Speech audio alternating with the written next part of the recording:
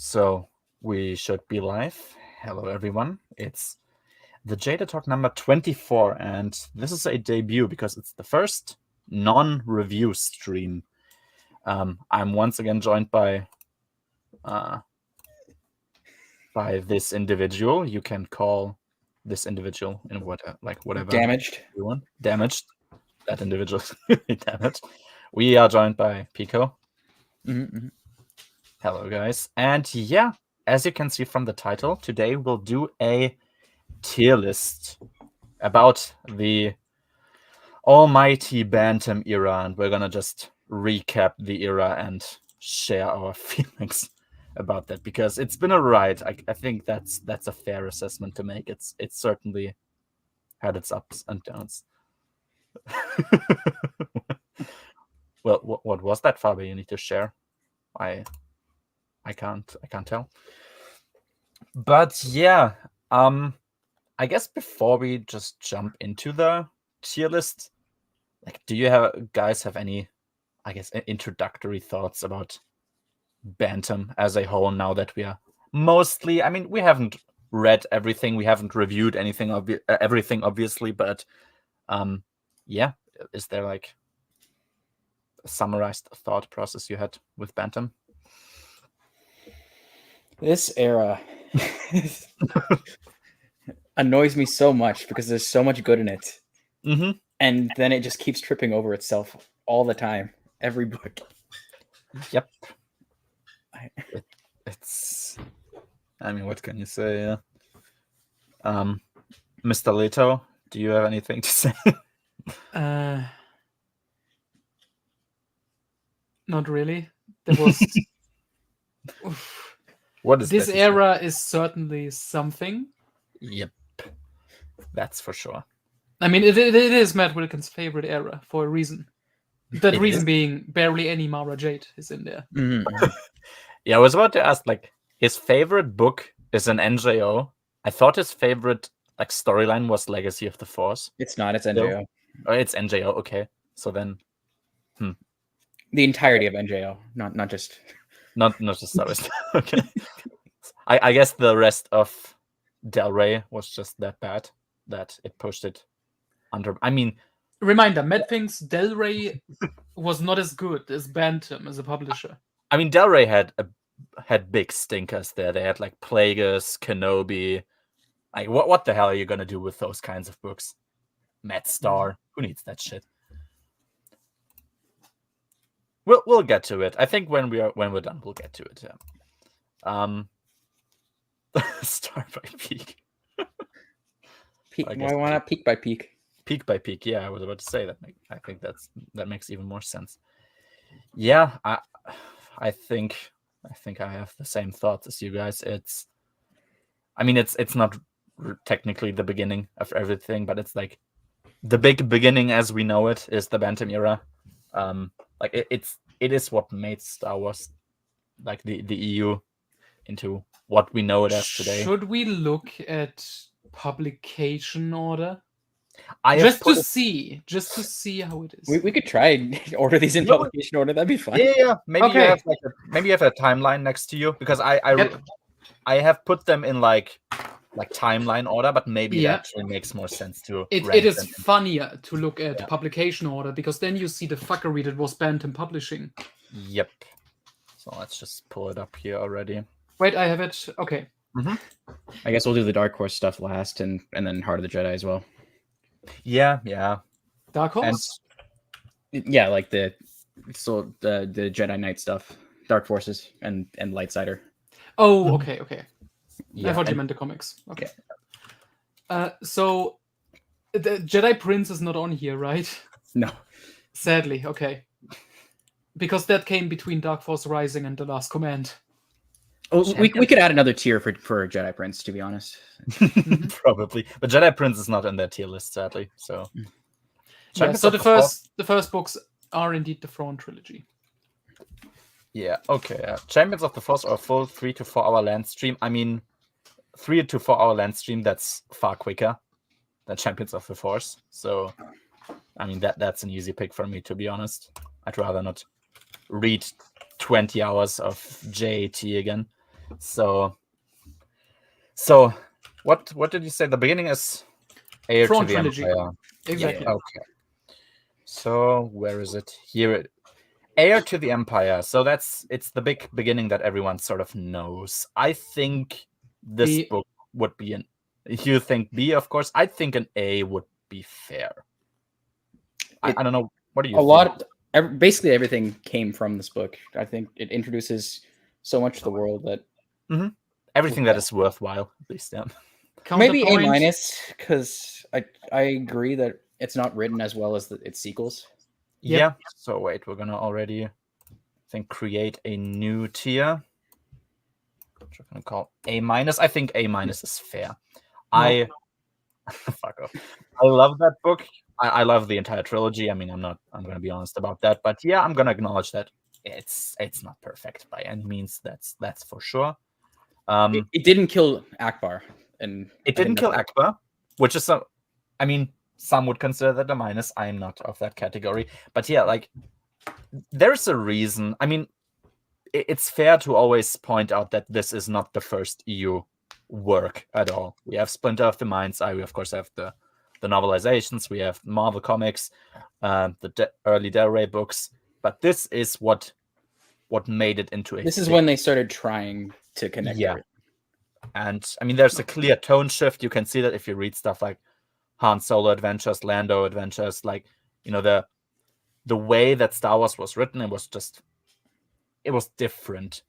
Not necessarily better. But, yeah. I would say Jedi Prince and Dark Empire really saved Star Wars, not Heir to the Empire. Well, Jedi Prince, of course. Like, Yeah, I mean, Jedi Prince, I won't argue. It has hologram fun world. Indeed. Which other stories have hologram fun world? I mean, Galaxy of Fear. Oh, thank God. Okay. I thought this was a rhetorical question, but there you go. I was corrected.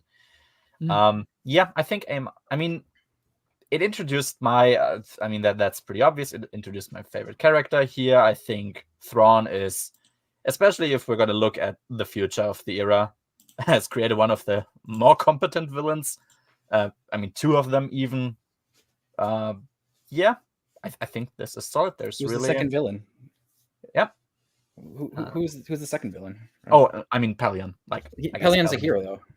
Yeah. Of course, yeah, but like on paper, he would be considered a villain. I mean, of course, he is the actual hero because fuck the New Republic. But yeah, and I mean, Sabayoth, he is what he is. I mean, he's insane clone. What can you say? There's not much complexity to He's him. not an insane clone. He's a perfect clone of an insane person, as we learned in Outbound Flight.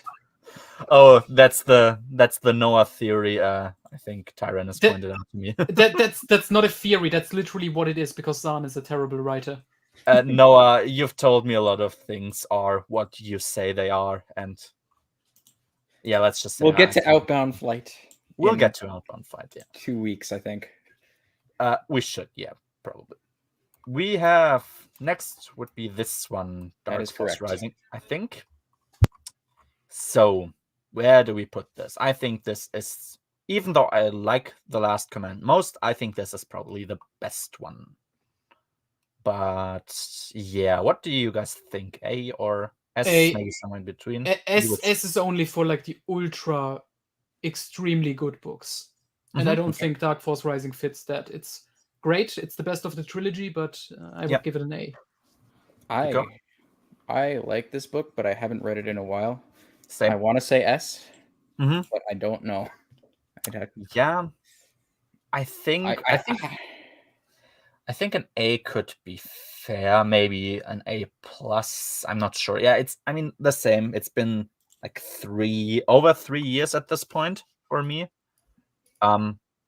So I wouldn't feel too confident putting it in S either, even though I would want to. I really like the tension build up before actually getting to the Katana fleet. I think it's a much needed climax after Out of the Empire, but I don't. I had it in S on my personal tier list, but I don't know if that's correct. Yeah, like enjoyment wise, probably. Like I might consider it an S as well. I'm not sure. Let's just keep it an A for now. Maybe we'll turn it into an A plus depending on what other stuff's in there. And then I guess the last command would be immediately the next one. Mhm. Okay. I think A minus probably same Yeah. level of Heir to the Empire. Yes, but put it before. Let's try and order it. Why not? Like I think this? there's an yeah. Yeah. Yeah. Yeah, I think that's. I mean, it's my favorite one. I usually like if there's a trilogy specifically, I usually like the third installment most. That's just a thing for me, I guess, because usually it's the emotional climax of a story, where everything flows out, and the same thing is true for me in The Last Command as well.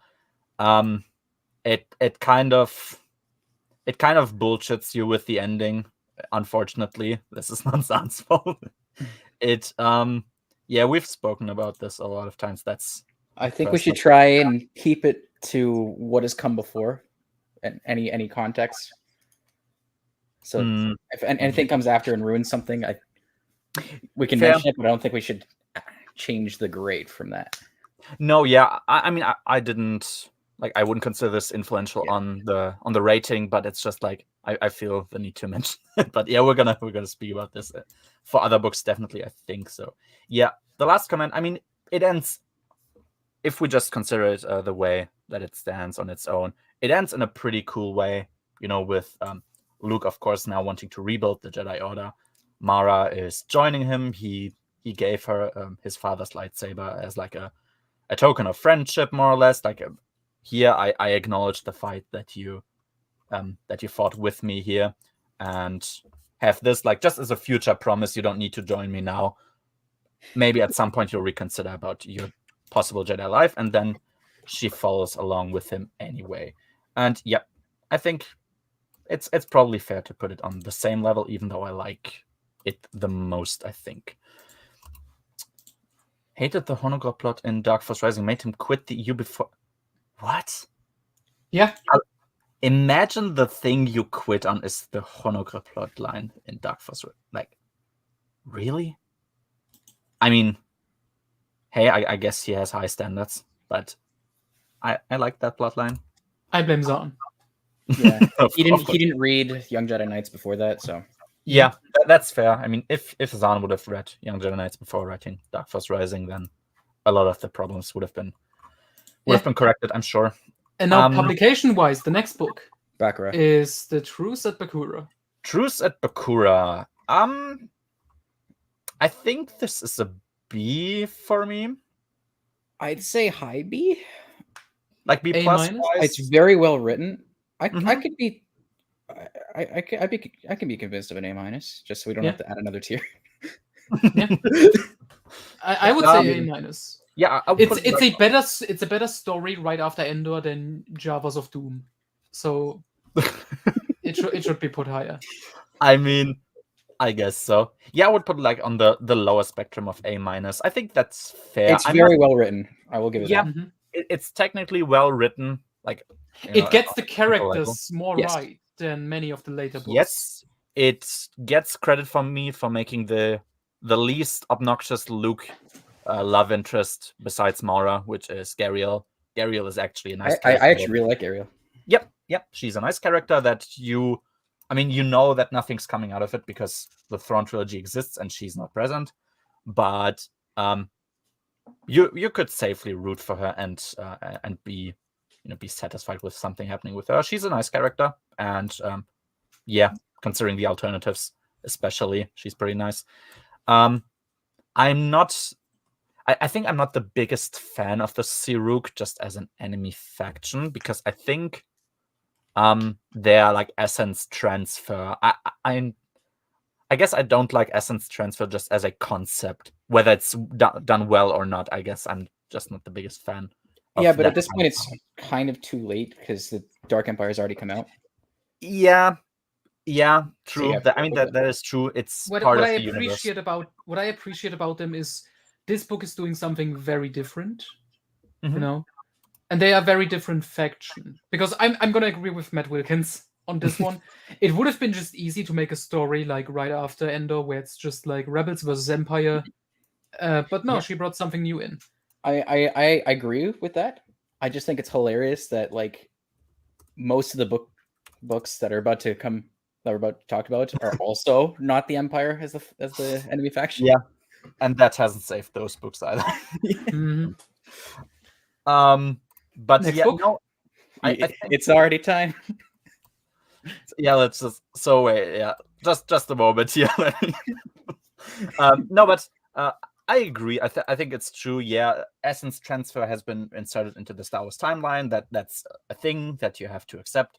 I'm not the biggest fan, but I think this book does it relatively well. I think the premise that they try to sell it off, which is like it's the book one day after Endor.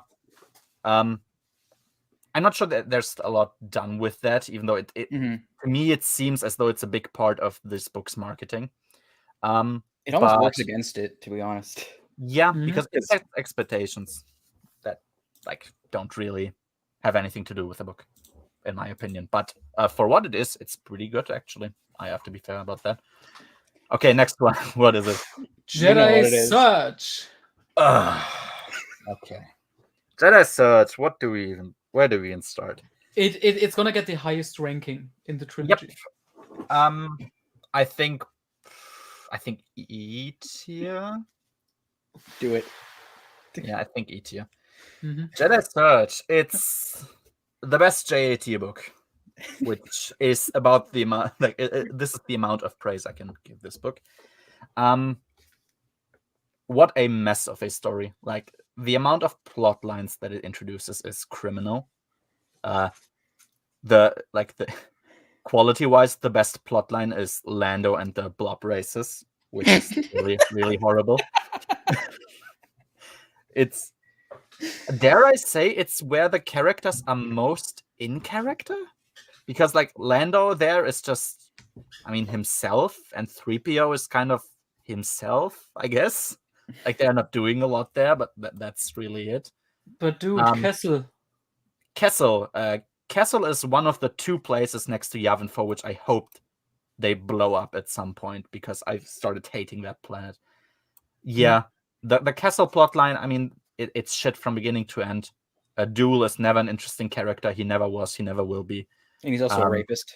He's also a rapist, which, I mean, what do you say about that? Leia is horrific. She thinks Han is having fun with the boys, because he's not replying after she sent him onto a planet that, from her information, is under Imperial control, a faction that they're at war with, alone, with no escort other than his Wookiee. Han Solo, I mean, we'll talk about Han Solo more in the next book. Luke, what did Luke even do in this book? Oh, I guess he searched for Jedi, allegedly. He searched for what, like 2 Jedi? Yeah, he found 2 Jedi, and then Han accidentally found the 3rd one. He found the stupid lobe machine, and then he looked around for some Jedi, and he found. Yeah, he found Gantorus, and he walked on lava. He walked on lava, a horrific mistake, because he doesn't, like, I always point this out, and it sounds so autistic, but I feel the need to point it out. He doesn't walk on lava, he walks on the Force, which to me is like he's flying. Like, now you're... They fly now? They fly now. They fly now. And this time it's actually true that they fly now, like, for the first time. Yeah, it introduces 2 horrific characters. Your favorite, Darla and Kip Duron. Yeah. Both of which will stay around until the end of the book timeline. This is the worst part of it. I like one of the worst part of it, I think. If they at least died in here, I would feel... How are those 2 the ones that get used? I don't know. There's so many interesting characters in this series that got introduced. Yes. And Kira T is just disappears after. Kira T. Streen also disappears at some point. Streen is just... he's there, I guess. I think what's her face? She's not even in this book, but Tion, Pearl Grey Eyes or whatever. Yeah. She gets a bigger role later on. But... Yeah. Yeah, she almost dies. That's pretty cool. Oh yeah, her husband dies, but then he doesn't. That's a great scene. No, it's the thing. Like Streen's recruitment. That was also so Jedi Search. I mean, the title is false advertising. Like it's borderline fraudulent advertising because the German title is more accurate somehow. Escape into the Unknown. Yeah, that's more correct. So yeah, we have a search for 2 Jedi. Like this entire book should have just been Luke just searching for Jedi. I know, crazy thought. We don't need Han in this. We don't need. Why is the Empire even here? There's no reason. There's no reason. Remember when Luke stood in front of the Senate and was like, "Hey, I want to rebuild the Jedi," and that's basically everybody clapped, and that was his entire speech. He didn't even ask for like funding or anything. He was just like, "Hey, I'm gonna do this. You okay with it?" It's like, okay, okay, sure, but what was the point of announcing that? There's no point. Yeah, this is. Oh yeah, it's completely lacking a character that you could believe is supposed to be important, which is Mara Jade. I think she's not present in the entire book. That's correct. He does. I think at the end he does think, oh yeah, Mara is around. I should maybe call her. Come to the Jedi Academy. Yeah. Also, Cam Solusa is literally his first student, timeline-wise, and he's not in here as well. Mm-hmm. Yep, he's gonna. Yeah, we'll talk about him. He should be here throughout the entire book with Luke. Yes, yes. But yeah, he's not gonna do anything. And yeah, Mara not being in this, I'm not even gonna say I like it, I dislike it. It's incorrect. That's it. There's no doubt. Like, sorry. If you want to tell me that this is supposed to be like a connective universe that builds upon like the last work, then she should be a central part of Luke. But you forgot about your other favorite character, Kwisatz. Kwisatz, is she already present in this book? Yes, she is. Yeah. Fuck. Yeah, she's there as well. The love interest of Wedge Antilles that nobody ever knew they didn't want. Yeah. Should we move on? We'll talk about her. We'll talk about her a lot, I think. Yeah, cool. Yes. Yes. What is there to say? Yeah, that's. I think we gave it a 3 out of 10 back then. I honestly wouldn't want to talk about it anymore because I feel like I'm gonna push it down even more. 3 out of 10 is already very generous because it has like nice scenes sometimes. And it has the scene where baby Jason is shitting his diapers with Luke, which is funny. I guess it's also. And Luke is doing Yoda impressions to the babies. Yeah. That's kind of nice. I actually like that. Yeah, but then again, if a baby shitting his diapers is like your best scene in the book. In like, Jedi Search, in the Jedi Academy trilogy, yeah. Yeah, it's a mess of a book. It's the first step on a very, very painful timeline. The next part of the very, very painful timeline? Oh, publication-wise? It's Courtship. The best book. Yes. Yes. Courtship of Princess Leia is a very, very personal hatred story for me. It's S. No. It's a clear S. I mean, your mother's a clear S. So, Courtship of Princess Leia is excellent. Oh, where do I even start? Okay. The title is fraudulent. That's incorrect. Because it's frankly not. It's like I mean, technically, yeah, that's correct because it is about of Isolda's courtship, not of Han Solo's courtship, which the cover would sort of imply because Han is the second biggest character on that cover. Yeah. So the main plot line of Han and Leia, and I guess Isolde, is horrifyingly bad. It honestly made me almost wish that both these characters just die. More so Leia, actually. I think people usually dislike Han more in this book than Leia. I don't. I dislike Leia more. I think Han did nothing wrong. Exactly. Yeah. Han had 2 unironically excellent character moments in this book, one of which is leaving the New Republic, and the other is sacrificing his life, or like almost sacrificing his life to save the hostages on Dathomir. Oh yeah, by the way, the German title is also more correct. It's Abduction to Dathomir. That's That's more accurate. It tells you more correct information about this book than The Court of Princess Leia does. Leia is a bitch. There's nothing really more. That's canon. Yeah, thank God. She cheats on her supposed love. I don't know. I guess they don't. Isolde is one of my most hated characters still. He is a self-righteous idiot that has fun interactions with Luke, because that's when he's disconnected from that weird love spiel that they have. Because Luke is perfect in this book. Luke is pretty perfect in this book. 3PO is pretty fun in this book.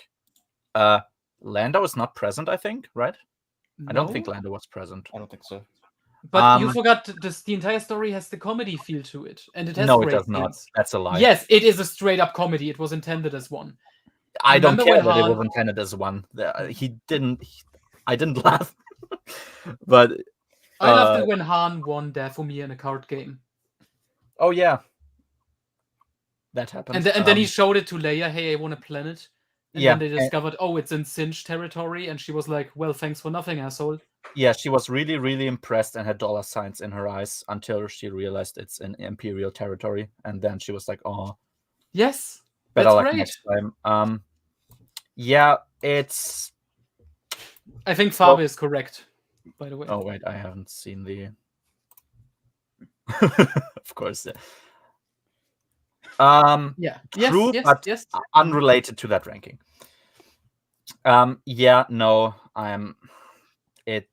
The concept of this book is... You cannot say it's on the level of Jedi Search. This is more competent. It has a story that you can follow.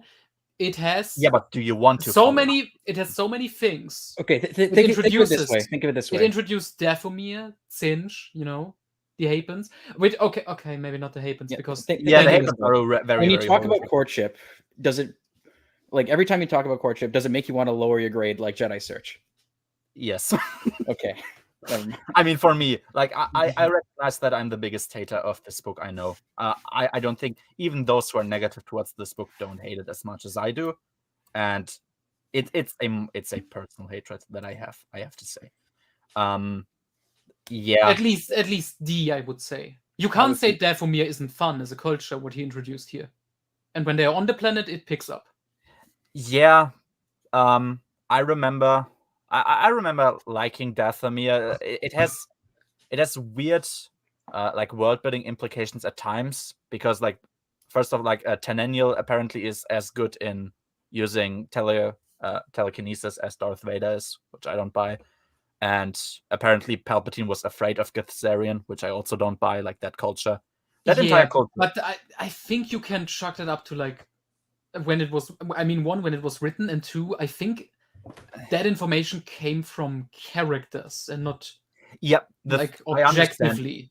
But the book never treats this information as incorrect. That's the problem, because like Luke never.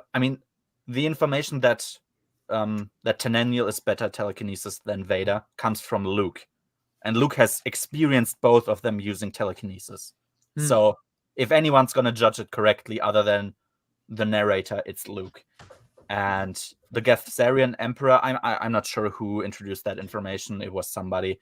That it's a culture that is apparently really fearsome. The thing is, they can't leave their planet, and one Star Destroyer is enough to wipe them out. So I kind of don't buy the fear stuff. I don't like the... I'm biased. Like, at least a year after Return of the Jedi, I think Han and Leia should have been married. Period. Like, they almost did in Jedi Prince, but obviously Triclops intervened. I remember that. That was a better wedding scene. It has Singe. It has... Okay, the reason you have to bump it up to D, it has the Han Solo song. That's true. You cannot discredit that. No. No. Oh, it has Singe, by the way. We almost forgot him, I think. It's the introduction of shit in this one. He is in this. He does nothing. But we got Singe. And he got expanded on as well later. Yeah, in the last 50 pages of the book. That's a personal one. I recognize this is a very like it's definitely partially subjective, this rating. Yeah, I still dislike this book a whole lot, and it was I think it was the first book that I read that I wanted to quit, because I obviously read it before JAT and Callista and all that other good stuff. Yep, that was okay. It was not Okay, a okay. The next book is Dark Apprentice. Just banger boy. after banger And here. can we just can we just address, by the way, this is the publication order. Imagine reading the book, like, even if regardless if you like them or not, that order, it's just gonna fuck your head. Like, well, there's an advertisement for courtship in the narration of Jedi Search. Remember? Han fought during the events with the courtship of Princess Leia. Bakura as well. Yes. Oh yeah, during the fateful truce at Bakura. You don't buy that a strong female witch warrior is as strong as a mere Sith man. Tanyania, I think, is about the same age as Luke. And Darth Vader is maybe he thinks she's better because she can move more than Vader. No, he said specifically telekinesis. So maybe he just thinks she's hot. Yeah, probably. I mean, that fair enough. Like, I don't knock him for that. Yeah. Yes, Fabe, I do think that the Chosen One is better at using telekinesis than a random 20-something-year-old on a backwater hillbilly planet. I do. I mean, I just remember Vader in Empire Strikes Back slowly throwing shit at Luke, and it looks really bad. So I can buy someone else being better. Well, maybe Leia just wanted some alone time from Han's constant toxic masculinity and wanted to be herself for a bit before marriage. Okay, Fabe. I think you've missed your last estrogen injection, so maybe do that quickly. No. Dark Apprentice, please. Dark Apprentice, steaming garbage. No, it has it literally has the Garbage King in it. Oh yeah, it does. It is the king of garbage. Yes, the literal king of garbage. Yeah, it's, I think, still the worst book I've ever read so far. At least it is. In Star Wars or just in general? Probably both. Dark Apprentice. Oh yeah, it has this little guy. Do you see him? It's Exar Kun. Chubby Exar. My favorite main character, favorite main villain in this series. Mm-hmm. Yeah, he gets introduced in the middle of this book. Yeah, that's really all there is to say. He's a ghost. He has a very deep motivation. Yeah, that we never get to learn about. That's cool. So Exar Kun, if you remember from Tales of the Jedi, he's kind of back as a ghost. We don't really know what he wants to do, and we never get to know. I guess just come back, be evil. I don't know. Yeah, destroy the Jedi. Yeah, I guess. Kill Gantoris. Gantoris gets killed. Luke sees that. His reaction is, beware of the ducks. Okay, so to begin this, Luke lands on Yavin 4 with his newly acquired students. I think amongst them was already Tion. Yes. Yep. It was Tion Kamsalyozar. Remember that name because you're not going to hear it throughout this entire trilogy again. Like, at least you'll hear it maybe once or something, even though he's probably the most important character present there. But oh well. Yeah, he lands on Yavin 4. He immediately senses a dark presence, which is Exar Kun, which for any normal character is then like the sign to, like, oh, okay, this plan is incorrect. Let's go away again. He never does that. Or at least like look around and see what the problem is. Fabi has actually a really good point here. Oh. They should have killed Shay. Instead of Gantoris, because that's new and fresh and hasn't happened before. And remember, nobody cared about Jason because he's just a baby. I mean, that's actually correct. Who cared about Jason in it would have made people sad, would have made a lot of fans sad, but no one cared about him. Yeah, that's true. I mean, honestly, all you do is shit his diapers so far. Like, what? You don't even need him. Yeah. Right? Oh yeah. By the way, there's a character called Fergan. That whole shtick now reminded me of that. There's a kidnapping. Jason shitting his diapers reminded you of Fergan. Yeah, I can buy. No, Jason dying because that would have been new and fresh, and nobody would have cared because he's a baby. That's an original quote, but it's about Anakin. Yeah, Anakin exists. That's also something. Yeah. Remember how the book opens? I- With Han and his best friend, his soulmate Kip Oh, Duran, The son he skiing. never had. The son he my never had, the son he always wanted, skiing on Coruscant. Okay. Oh my god, I totally. Yeah, of course. It starts with Han literally. Okay, last book. The one thing you can say about Han's character that's good. When he was trapped on Kessel, he really wanted to return to his family and his Yes. kids because he loved them. He This beat book up opens. guards over it, which was Yeah, great. this book opens with Han ditching his kids, like shoving them off to 3PO, and he's skiing with Kip Duran. Yeah. Don't forget, Kip Duran is a character he met in the last book, in the Mines of Kessel. Now He's so awesome. Han Solo wants to be his dad. He wants to adopt him. Oh yeah, we'll talk about that when we reach Dark Journey as well, I think, for obvious reasons. But yeah, true. He leaves his children with 3PO openly on Coruscant with in the ski resort that Coruscant totally has. Yeah, like trillions of people. I think they're just openly skiing like somewhere. I don't think even it's like a secured area. It's just the mountains. It's just the mountain of Coruscant. Yeah. So in theory, there could be a sniper somewhere who just kills everyone, and Han would be none the wiser. Hey, he left 3PO there as protection. What I've learned from the Bantam era is that everyone has spies in the New Republic, and they're on Coruscant. So always, they're always this. Yeah, this is such a random pet peeve, but fucking hell, everyone and their mother has spies in the New Republic, but the New Republic doesn't have them anywhere. Except Winter, but she's now a nanny. Yeah. Oh yeah, Winter. She's a character. She's literally the only like agent they have. Yeah, it's like there's no one else. Nanny. Because of this book. Hey Marcel, we're talking about Bantam, so we are stuck in Jedi Academy trilogy again. I feel like we'll be stuck here for a while. Why is Bakura so Because high? it's excellent. I would put it above the Thrawn trilogy if I could. But yeah, this is Stan's list. I said B+, and I said I can be convinced of an A-. So yeah, it's like the lower end of A-. I would also rather tend to a B+, but we didn't want to like flood the tier list with a bunch of, in-between tiers. So it's just, okay, lower end of the A tier. Or like B+ tier. But yeah, it was well written, especially if you compare it. So and nothing more to say. Let's move on, please. What's the next one? Is it Champions of the Force? Champions of the Force. Probably here as well, but I guess a bit better than. Really? I know you think so, but I don't agree. Remember that end fight. I have this as 1 out of 10, and this is 2 out of 10. Yeah, and I don't agree with that. I think.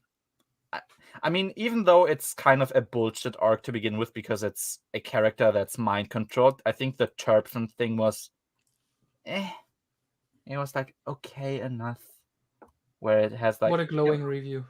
Yeah, I mean, but then remember the end fight, which was so amazing. We got a Death Star prototype against an indestructible quantum super weapon surrounded by black holes, and the Suncrusher never even got destroyed. So Kevin leaves possibilities open.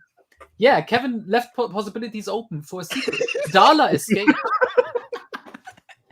Zahn, this fucking idiot. He should have addressed this in Hand of Thrawn. Exactly, fucking Zahn again. Hand of Thrawn would have been perfect to bring back the Suncrusher.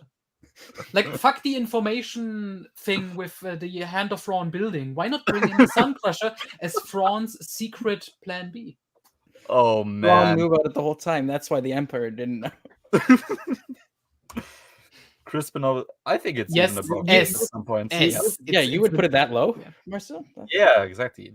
I agree. Which is the worst of this. Yeah, I mean, Dark Apprentice or Champions of the Force, it's like, whether you think one or the other is the worst, that's like really not that important to me. I can perfectly understand both choices. Dark Apprentice, yeah, I don't know. There's something about that book, I guess. Oh yeah. Then again, Jedi Surge is offensive in a way too because it doesn't even build up Exarku, like which it should, as the only antagonist of this entire book. We don't need 15. There you go. But Severin. Yeah, that's right. right up there. You don't see it now because we're talking about Bantam, so we don't scroll up that often. We can get rid of the S like altogether because we're talking about Bantam. I know that there's some. Mhm. Yeah. Oh yeah. This one has the stupid kidnapping plot for some reason We have because we had to pad out the time. So people know that Anakin is the grandson of Darth Vader. I mean, Fergan knows somehow. Fergan knows from, I don't know. He knows. Yeah, and he's gonna kidnap him on what's the place called? Anoth, I think. Enough, yes. Where Anakin is alone with a nanny droid, Terminator. Akbar and Winter. And Akbar and Winter are too busy fucking, so the nanny droid has to do all the work. Yeah. This trilogy is even more infamous for all its horrible shippings that it's introduced, from Winter Akbar to Wedge Kwisatz to Lando and Mara to Luke and, I don't know, Yavin 4, I guess. Imagine Callista being introduced in these books. Is this the book where Dala tries to fight Coruscant? Oh yes. Yeah, Champions of the Force. Yeah, she's like, I failed at everything. I'm just gonna do a kamikaze attack on Coruscant. Her plan is stupid, but it's even more stupid because it's theoretically possible to do so. So her plan is to attack Coruscant from behind a moon, because in that moon, like, there's no sensor, so you can't tell on Coruscant when somebody is approaching the planet, like, towards the moon and then circling the moon, which is the dumbest thing I've ever heard, I think. Because, like, why the fuck would there be a blind spot in your defense where you can't tell whether people are approaching you or not? Yeah, that was a thing. Exar Kun, how the fuck does he even die again? He gets defeated by the power of love and friendship. Yeah, they sing Kumbaya and then he dies. Yeah, it's literally true, so that makes it worse. Yeah. What else is there? I mean, what does this book have? That doesn't matter if we get talked about it in depth. Let's just continue on, because next up is a good. No, it has Mara Lando shipping. Yeah, exactly. We talked. Mara telling Lando, "I prefer men who never get enough," or something horrifically stupid. I prefer black men. I'm just trying to get him to make it lower then. Oh, you didn't even talk about Han and Lando betting on the Millennium Falcon. Oh, yeah, of course. My again fuck. and again and Because... again. Let's just not. Yeah. Okay. Wait. So. Yeah, I mean, why would you see the S rank even? We're talking about the Bantam era. Mm-hmm. Dala. But that's what makes her special. Not every villain needs to be Thrawn. Yeah. Okay. Thrawn was like Sherlock Holmes. Do you want every villain to be like Sherlock Holmes? Of course not, right? I love that she is wildly incompetent. It's so interesting. It's new. Okay, right, next book, because it's finally a good one. Crystal Star. Crystal Star. Where is it? Crystal Star. S. No. S in my heart, but B in reality. A. Okay. Yeah, Objectively S, but okay. I think B, we gave it like, I think I gave like a 7 out of 10 or something. So it's, people have kind of tried telling us, like, that's the impression that I've always got, is you either like obsessively love this book or you really hate it. I'm on neither side of those. I think it's pretty well done. It's pretty great, actually. The solo children are the highlight for me. They are the most interestingly written, I think. Han is weird at times here. Luke, kind of, but that gets explained. And Leia I think Leia was fine, as far as I remember. She wants to save her children. That's good motivation, at least. That's something new for Leia, I guess. So yeah, good on her. She disguises herself and Chewie as bounty hunters, and she's like schizophrenic. Yeah. It just opens in a weird way to me that, like, I still think it's kind of weird, where they go to a planet with their children, and on that planet, like, kidnapping is considered like a sport, and it's like, it's not meant to be something bad, but then they get kidnapped for real, obviously. So that was a thing that happened. I always thought, like, this was maybe a bit weird, but I overall like it. I'm not crazy about Waru. Shocker. I don't hate him. I don't love him. He's there. He's one of the best Bantam villains. I mean, but then we have Hefri as well. That's probably true. Hefri, I like a bit more. There's a bit more going on with him and the what's it called in English? Is it Empire Reborn or the Reborn Empire? Yeah, the Empire Reborn. No, I think it's Empire Reborn. Yeah, I think there's something interesting with that concept there. They do that pretty nicely. But yeah, as I said, I think the Solo Children are best because it gives all of them a distinct feel, like a distinct character. They all have something individual going on. Jaina's got her multi-tool. Exactly. Jason has just animal stuff, and then Anakin is like chosen one stuff, whatever. Kind of, yeah. Anakin is like kind of the weird kid there. Yeah, Jason is the animal whisperer, and yeah, Dr. Jaina's always tinkering around with stuff. I'm surprised Marcel didn't hop on the second we said Crystal Star. Hey, if he's listening, the StreamYard thing is in the Matt Wilkins channel if he wishes to. Yeah, no, I think that's a solid book here. All right, you should read it. Yeah. Again, can we look at the timeline now of the publication order? So hilarious. you read the Thrawn trilogy, then you read Truce at Bakura, then you read Jedi Surge, then Courtship of Leia, then the rest of the Jedi Academy trilogy, and then straight to Crystal Star. That's fucked up. Like the most fucked up part's about to happen. Don't worry. Oh yeah, we're going straight to Ambush of Corellia. Let's go. Ooh, fucking hell. Okay, Ambush at Corellia. I think it's C probably, or D. CD somewhere. I think C. I would say C because I really like the mundane, everyday life stuff in the beginning. Yeah. With just Han getting like fat in like his lazy boy chair or whatever. And like we get to see more with the kids, with the Solo kids characters, and Uncle Luke comes in when they play with a droid. That's good stuff. Yeah, I really like the Corellia world building in this one. I think it's probably the best world building in the Bantam era. Mm-hmm. And it's the best part about the trilogy, I would say. Yeah, probably C. I think Pico, you also say C. I think so. I think C is fair for now. Yeah, what does that say? I mean, it also has a weird. I mean, I guess that's more the fault of the other books then, but it has this weird buildup of Mon Mothma talking to Luke, like you should learn more about politics. You should probably find a wife, and not stop fucking around on these weird jungle planets you're always going to. But then just nothing happens of that, so that was a bit bizarre. So we have the Luke Lando plotline that already does it already start here? Yes. It's most present in here. Yep. Which is fascinating because this is basically right after the Jedi Academy trilogy. Yeah, true, right? Which is like Lando. This trilogy already sets in stone who Lando is gonna end up with.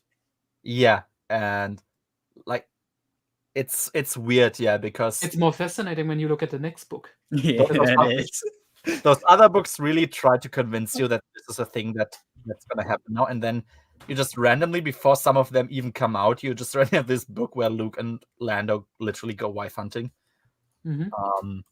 So that's interesting to see. You ready for the very next book that was published right after Ambush at Corellia? Let's just say a minute on this, and then we can jump on, because I feel like we'll have something to say. I got my next avatar ready. Oh yeah, nice. I know. Yeah, it's the first book that made me hate the Millennium Falcon, and it was the first time that I really formulated the wish for Han to abandon the ship already, because I hated it. But yeah, it's a book. It's fine. Okay, yeah. All right, hit me with it, Noah. What's the next one? The next book in publication order is everyone's favorite, Children of the Jedi. No. I think it's the worst. Below, Probably, not read. Below, not read. Not read means like what I haven't read. Oh, I thought it was meant in like no, read it's it. not. Wait, which that should be it here. Don't read. No, get your Callista picture on. Wait. Which one? Wait, where is it? Oh, you got okay. Never mind then.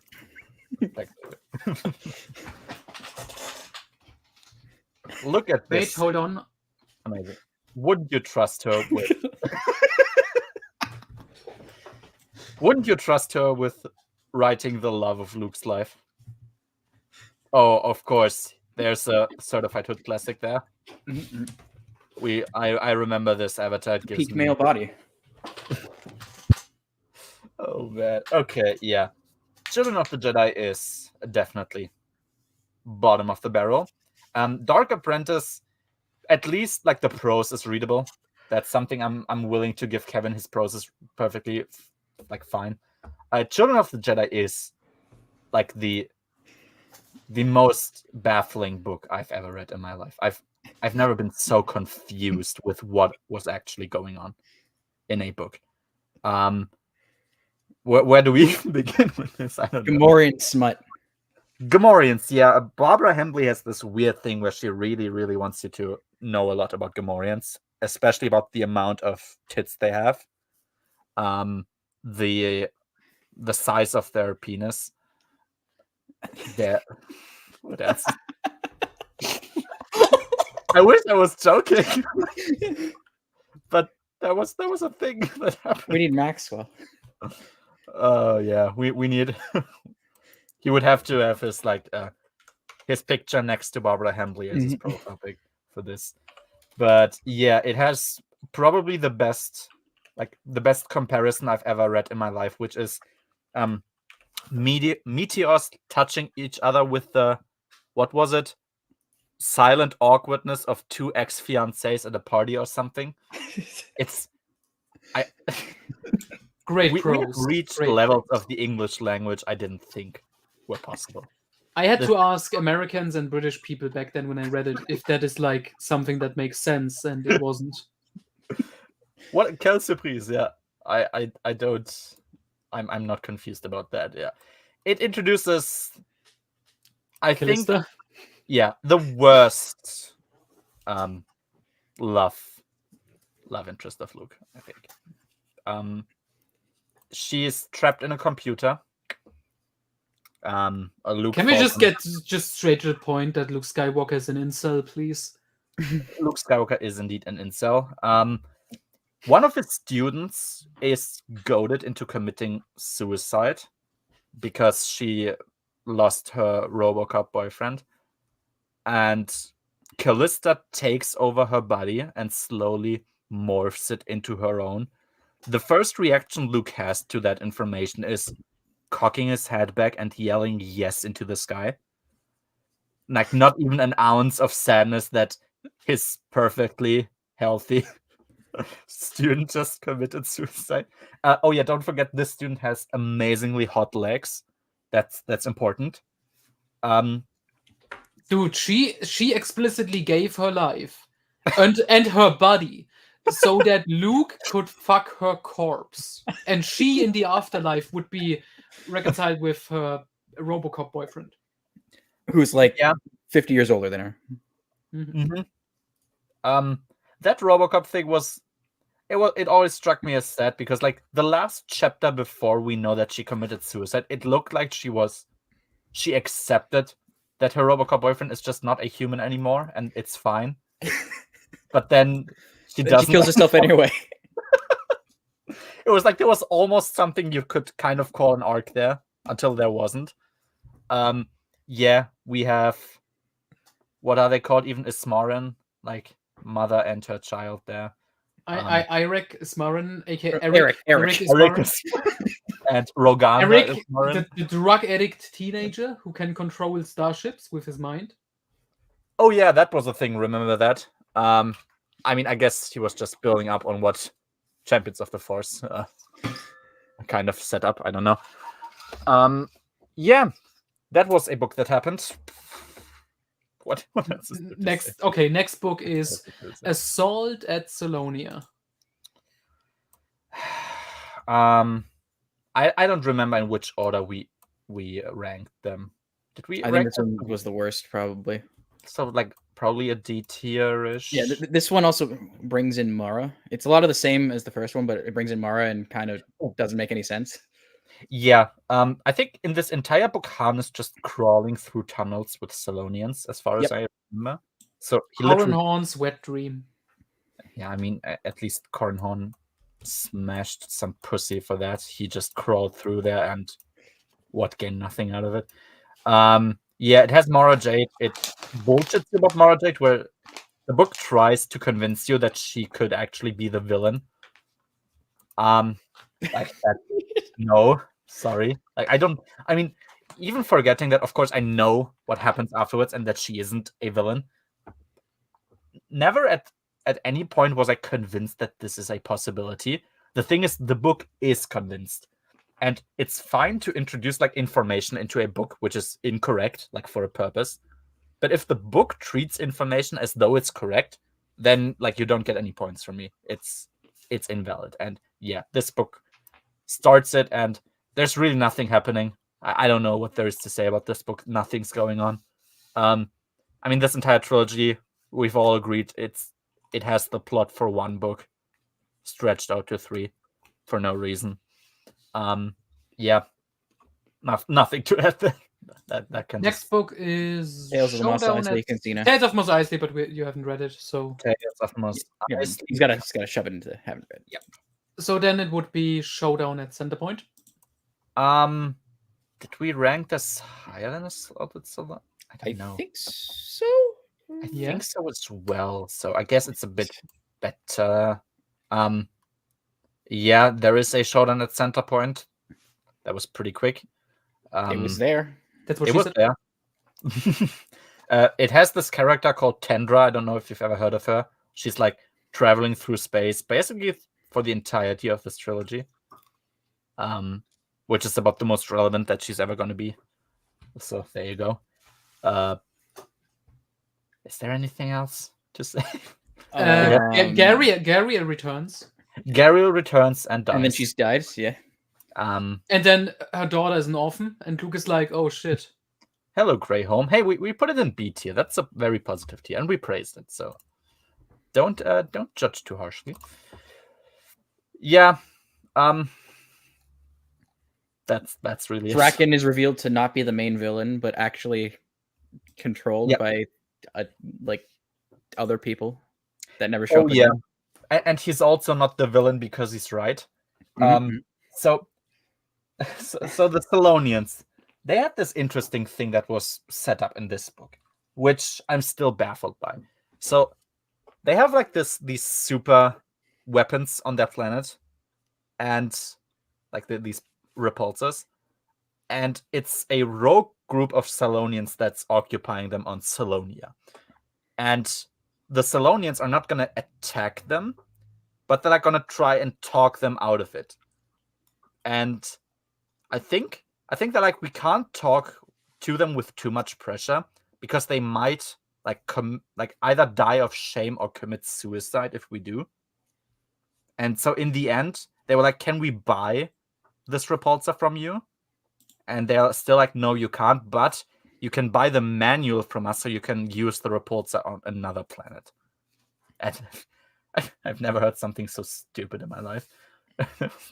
Weirdest thing ever. And it's like, oh yeah, I guess Draken has a point. Yeah, that's it. Nothing more to say. That was the Corellian trilogy. That was the Corellian trilogy. Yeah. Next one. Crucial for NGO, by the way. Oh yeah. Yeah. Definitely. Next up is Dark Saber. Dark Saber, or as we call it in German, Dark Saber, the Death Star. Indeed. I think A minus, exactly. Nope, no chance. Mid Saber. Mid Saber, yeah. Would that be a C then? I guess so. I don't know. Like C doesn't seem right. Yeah, it sounds too good. I guess high D tier. I think this is the biggest I felt like scammed out of a book, because people really wanted to tell me that, oh, it's at least fun, but yeah, it's kind of also really shit. It has one excellent chapter which everyone should read, just the 11th. I'll never forget that. But otherwise, I mean, what is there to say?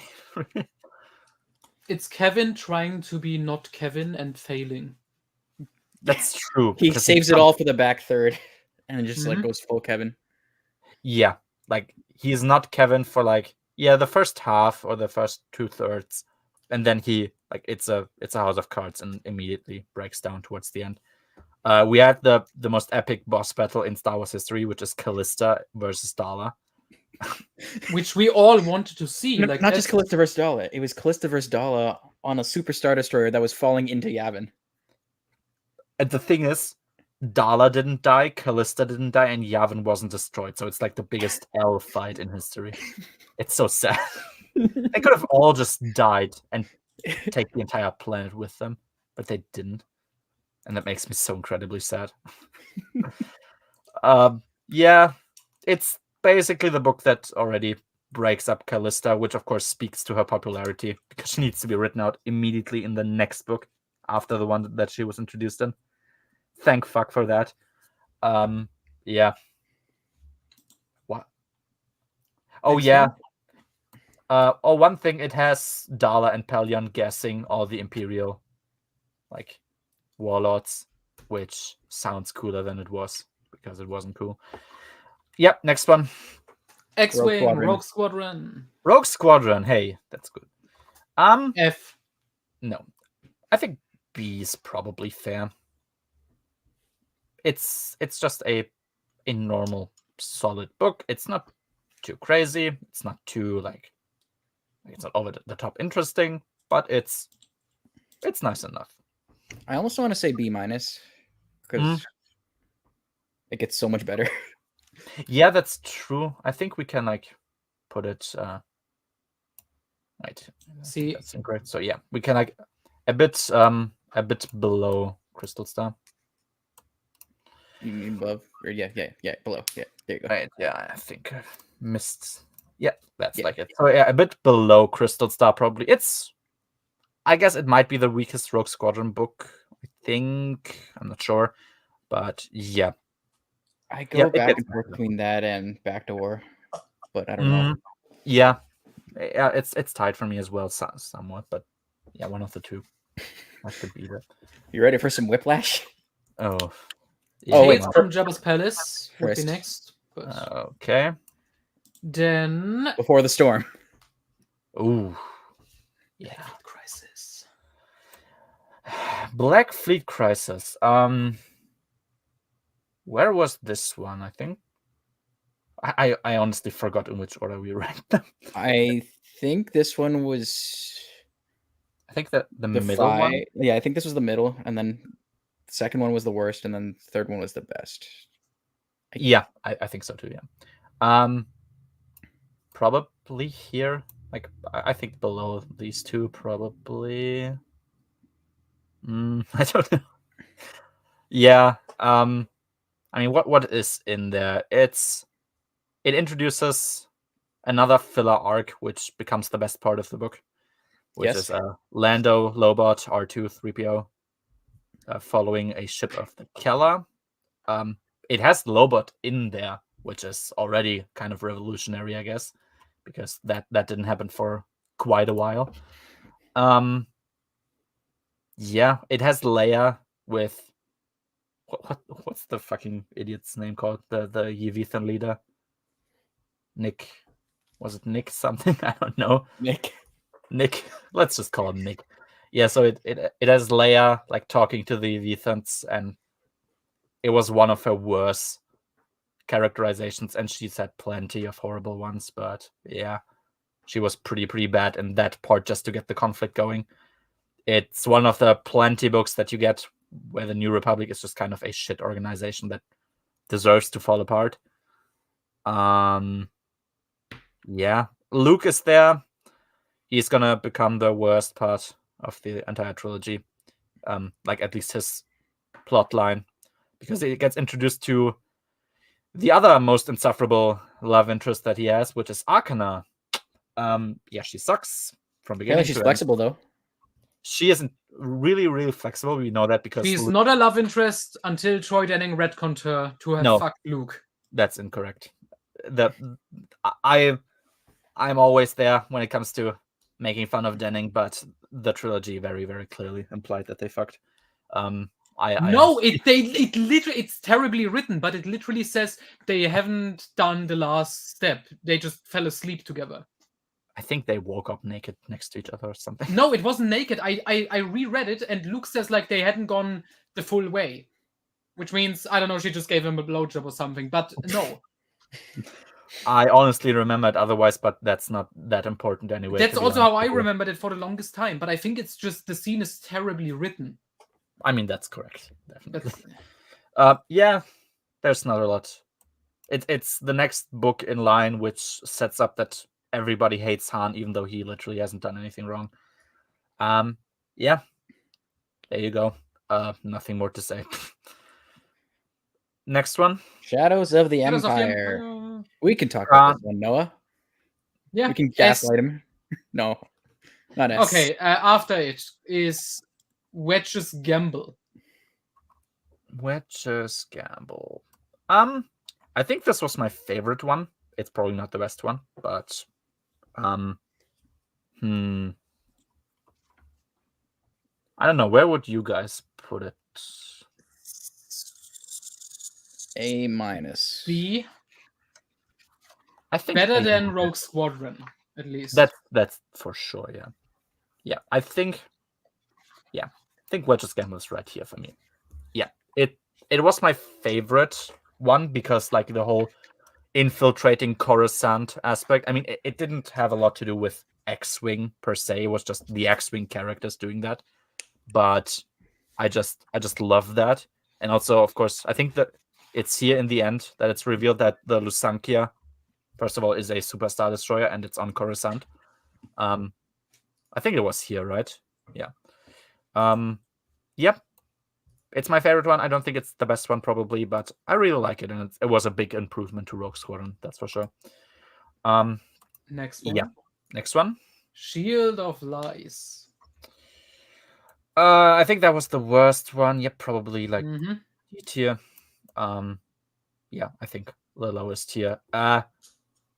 It has out of all three books, it has the biggest part of Luke and Arcana, the storyline here, and Nothing happens in this book. Nothing's happening in this book. I think they like meet her drug addicted dad who forgot who she was, which is kind of based, to be honest with you. Other than that, there's nothing going on here. I have no recollection of what happens in this book otherwise. Yep. A deserved D tier. Next one. Greito Strap. The best Rogue Squadron book. Yep. I think that's probably an A then. Mm-hmm. Below Dark Forces Rising. Yeah. Say, but yeah, I think it's the best. Like it's the most well done, I think. I mean, all of those kind of flow together for me into like one big story, but it's clear that this was the quality-wise, this was the best for sure. Yeah, even though I wouldn't consider it my favorite, but it's I think the second one definitely. Yeah. Yeah, you can't really go wrong. I mean, I think we've said it a lot of times. Like the worst adult novel of Stackpole is considered to be Assault's Revenge, which is like, damn, that's still an okay book for your worst adult novel. So, yep, good job. Next one. New Rebellion. New Rebellion. A minus. I think. Yeah, Marcel. It also has the court scene at the end. Oh, it's awesome. It does, yeah. The court scene is pretty well done. I mean, it doesn't really make sense because the New Republic doesn't have courts, but you know. Exactly. I mean, it's kind of disrespectful to Kevin J. Anderson, who did establish that they are a government, not a military court. So I don't know what exactly Stackpole was on about, but yeah, no, I think that's well done. And yeah, the slow introduction of Corran being like force sensitive, having like Jedi ancestor and all that. That's pretty cool. Yeah, the New Rebellion, I think B is probably fair here. It's solid. It has some Bantam holdovers like Mara Lando, which I'm not a big fan of. but I think it is also one of the more interesting villains. Leia is pretty well done here. She's like almost kind of a Jedi character in this. Yeah. I guess I just didn't like I forgot what their name was, but there was like this new species that was introduced in this book, and that suddenly seemed to run the entire New Republic, like everywhere. Guards and mechanics all were from those, like from this species. I don't remember which one. That was just weird, but yeah. I'd say high B if you're gonna put it in B. I I think it's really well written. I think it's probably better written than Rogue Squadron. I think I'm not sure if Crystal Star or not. I think I gave it a higher rating than Crystal Star, so yeah, I think it should be higher B as well. Yeah, there you go. Did you also put it in B, Noah? Or I think I put it in A, but yeah, A even. Okay. Yeah, I have it in A- on mine. It's underrated. Mm-hmm. I think it's solid, Mhm. And it's okay. Not as bad as Yeah, like it's really it wasn't necessarily important or like necessary as a book, but yeah, it works fine enough. It's like, yeah, it's okay, but it's definitely not as horrible as I think some people say. And yeah, considering that's his worst book, probably pretty well portfolio there. Next one, we have Tyrant's Test. Where is it? Here is it. Tyrant's Test. We put it the highest, so I guess it would be up here. Oh no, here. I think. Yeah, I think I would still probably put it behind all. I'm not sure. Maybe in between here. Tough for me. It's like it's the spell of mediocrity. Like what do you consider more mediocre? Yeah, let's just leave it here for now. It's the ending. It kind of does everything in a mostly nice way. It has E-wings. I like E-wings. E-wings are cool. Yeah. That's it. That's the most I can say about it. It's Black Fleet Crisis. There's really, like, when you think about it now, there's not a lot to the best part, or it's the military stuff is the best part in that one, I think. Yeah, I think so too. Because now you have like a lot of open fighting. Obviously, it yeets Arkan out of the timeline, which of course is always appreciated. Yep. There you go. Nothing more to say. Okay. Oh, Noah's gone for a second, so I have to look up what's the next one after. Tales of the Bounty Hunters. Tales of the Bounty Hunters. So that comes here. Then. I would just like to say that from Rogue Squadron all the way to Tales of the Bounty Hunters, that was all 1996. Jesus, that's quite an output, yeah. In a really weird order, but yeah. Yeah, especially that, yeah. Back to War.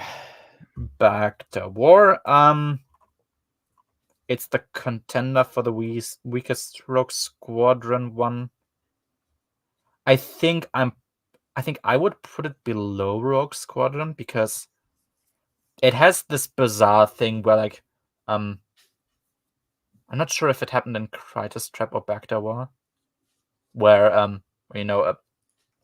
Isard assumes control of Thyphira, and the New Republic like can't attack her because I think this is Back to War. I think so as well. Yeah, and like they can't attack her because like this planet can choose freely to join the Empire if it wishes to. The thing is, the planet never chose freely to join the Empire. So that was a weird thing for me. I think I would put it the lowest. I'm not sure what you would put it as. Yeah, I think I would too. This is the one where back to. Is this the one? What do you mean exactly? Like Is this kind of the start where Bacta becomes like the end all be all healing thing? And yep. And then like after this, it kind of gets ignored that it's kind of rare. Really yeah. I mean, you always know that it's kind of around. Mm-hmm. I guess for the Jedi, it's going to be substituted by the healing trance. At least it's in the Zorn books right now. I'm not sure if it's going to remain that way in NJO, but yeah, it's like the thing itself. Yeah, it's end all be all is the correct way to say. But yeah, I think it's the weakest one, which is sad because it's the last book. But yeah. Then what do we have next? Planet of Twilight. Oh my. The best thing about this book is the cover. Yes. D? Okay. I don't know. I'm thinking. I haven't placed it anywhere. I think probably here. It's definitely Better than Jedi Search. Oh no. Yeah. Okay. Now I was just confused for a moment there. Wait, then that's incorrect as well. Planet of Twilight. Do we? I think worse than Jedi Search is probably fair. And Yeah. Yeah, I'm gonna put it in here. The thing with this book is, I mean, the difference, let's say, to Courtship is this book doesn't infuriate me. It's just I don't even remember what's happening in this book. There's a It's insane. This book. Yeah, it is really. It's disgusting. We have the Force-sensitive hut, which Luke just lets Leia fight all on her own. We have this weird duo of characters, and like one has, what was it? He has like mouths all over his torso, or like something weird, and the other character needs to like put his head to him. It was really, really disgusting. It was a definitive improvement when it comes to prose, I think. Like it's almost readable here, where it was blatantly unreadable in Children of the Jedi. But yeah, it's like there's nothing to this book. Callista is in here, I guess. I'm supposed to cry, I think. I didn't. Yeah, it has 3PO introducing cannibalism. I think that was the one, right? Yeah. Yeah. Dala shows up at the end for some reason, and it's like, oh my god, you're my boyfriend from earlier. Yeah, remember when Dala thought those stormtroopers here look hot, but the memory of Tarkin is enough? Remember I do.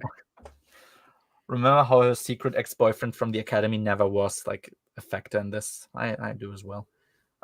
Yeah. Nothing to say. I guess Dala wasn't the worst part of this book, which is weird. That's good. That's a weird phrase for me to say, but yeah, there you go. Props to you. Oh man. Next one is the Paradise Snare. Let's go. Finally, we're getting on some good shit. Easy. Okay. Hey. I was gonna say easy S. But... S. Yeah, I think I'm thinking what the best one would be. I think I also like the third one most as well because the ending. I think it's just so well done. Yeah, I think that's pretty safe S. Yeah. I think that's fair. There's really nothing to say. It introduces a love interest, which is a nice character, which is quite surprising. What an idea.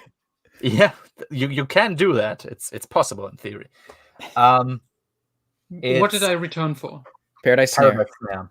In S, thank God. I would have kicked the shit off you if you don't put the entire Han Solo trilogy in S. I would have liked to see a try.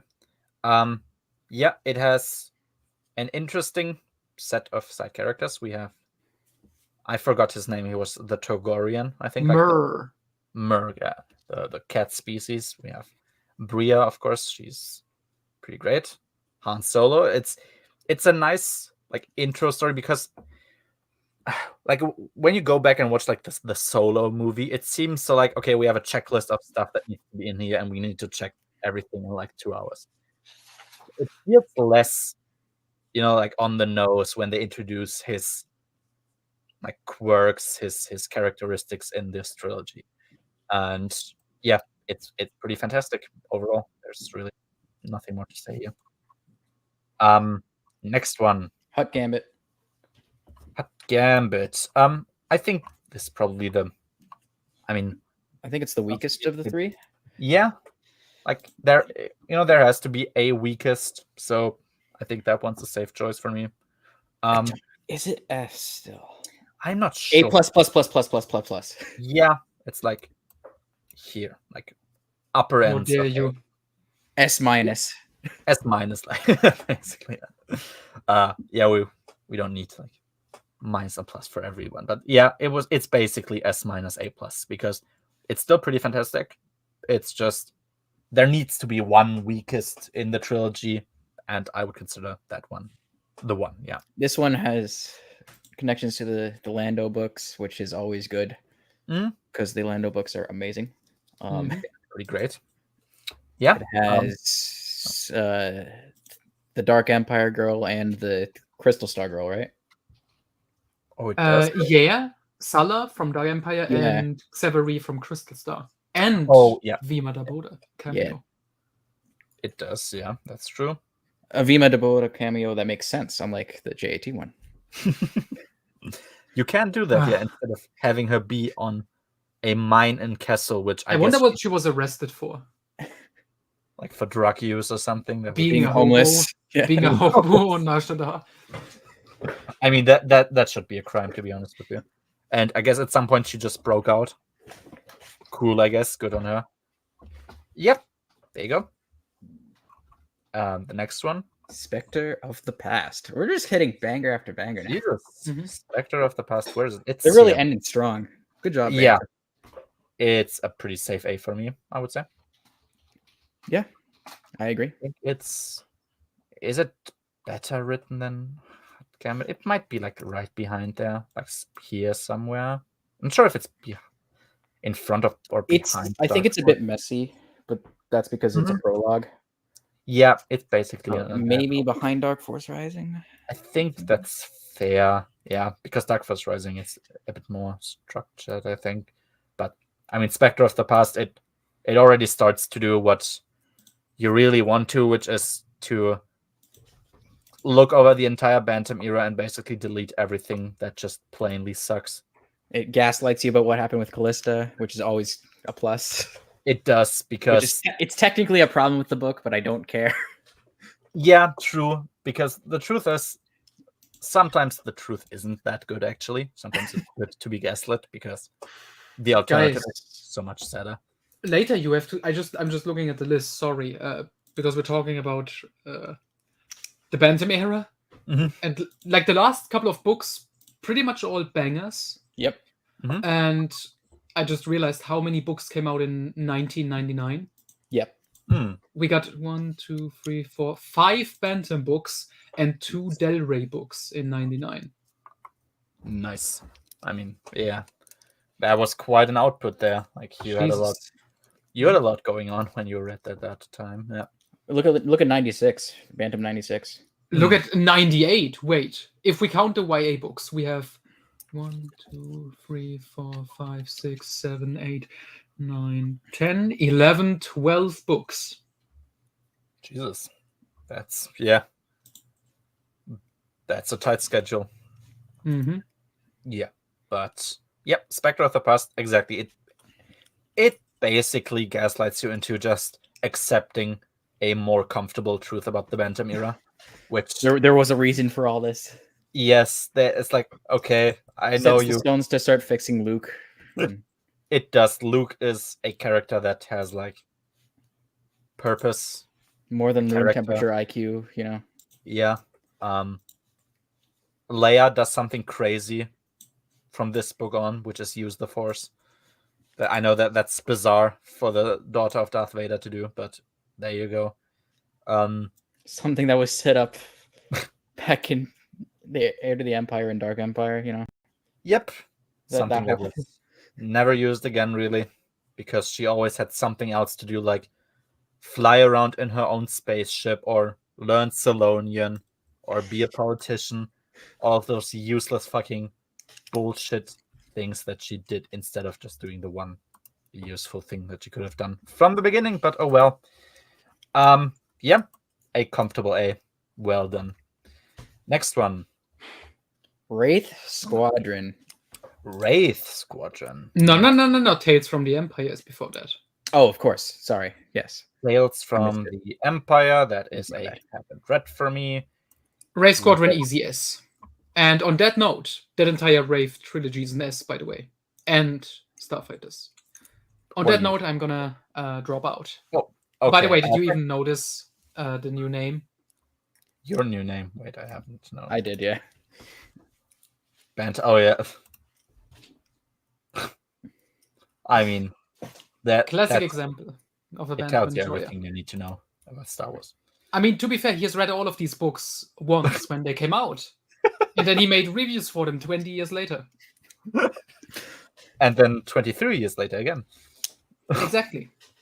Nice. But no, anyway, thanks for staying for so long. It was definitely fun. Yep. We'll wrap this up soon. And yeah. Oh my god, I just noticed that's the big one that has all the books. So there's the Denning verse on there as well. Yep. I mean, when we're done with all of it, then of course we'll do a recap of everything. But I was like, we can make like an in between here right now just for Bantam. It feels appropriate. Yeah. All right. So thanks for staying here and see you next time, man. Bye-bye. Bye-bye. So, Wraith Squadron. Where do you put the first one? Oh, I think I have it. I think I have it A. Yeah, I think so too. I think it's probably better written than Spectre of the Past. I like Spectre of the Past more, but yeah, because it's like either this one or Solo Command is the weakest one. Oh, I put it as B+ actually, apparently. B+, okay. Yeah, I'm thinking. I feel like that's wrong. I'm gonna bump it up to A- on mine. A-. I'm thinking, yeah, it's tough to say because like it's pretty excellent already, but still like the shining part comes later, like the true shining part.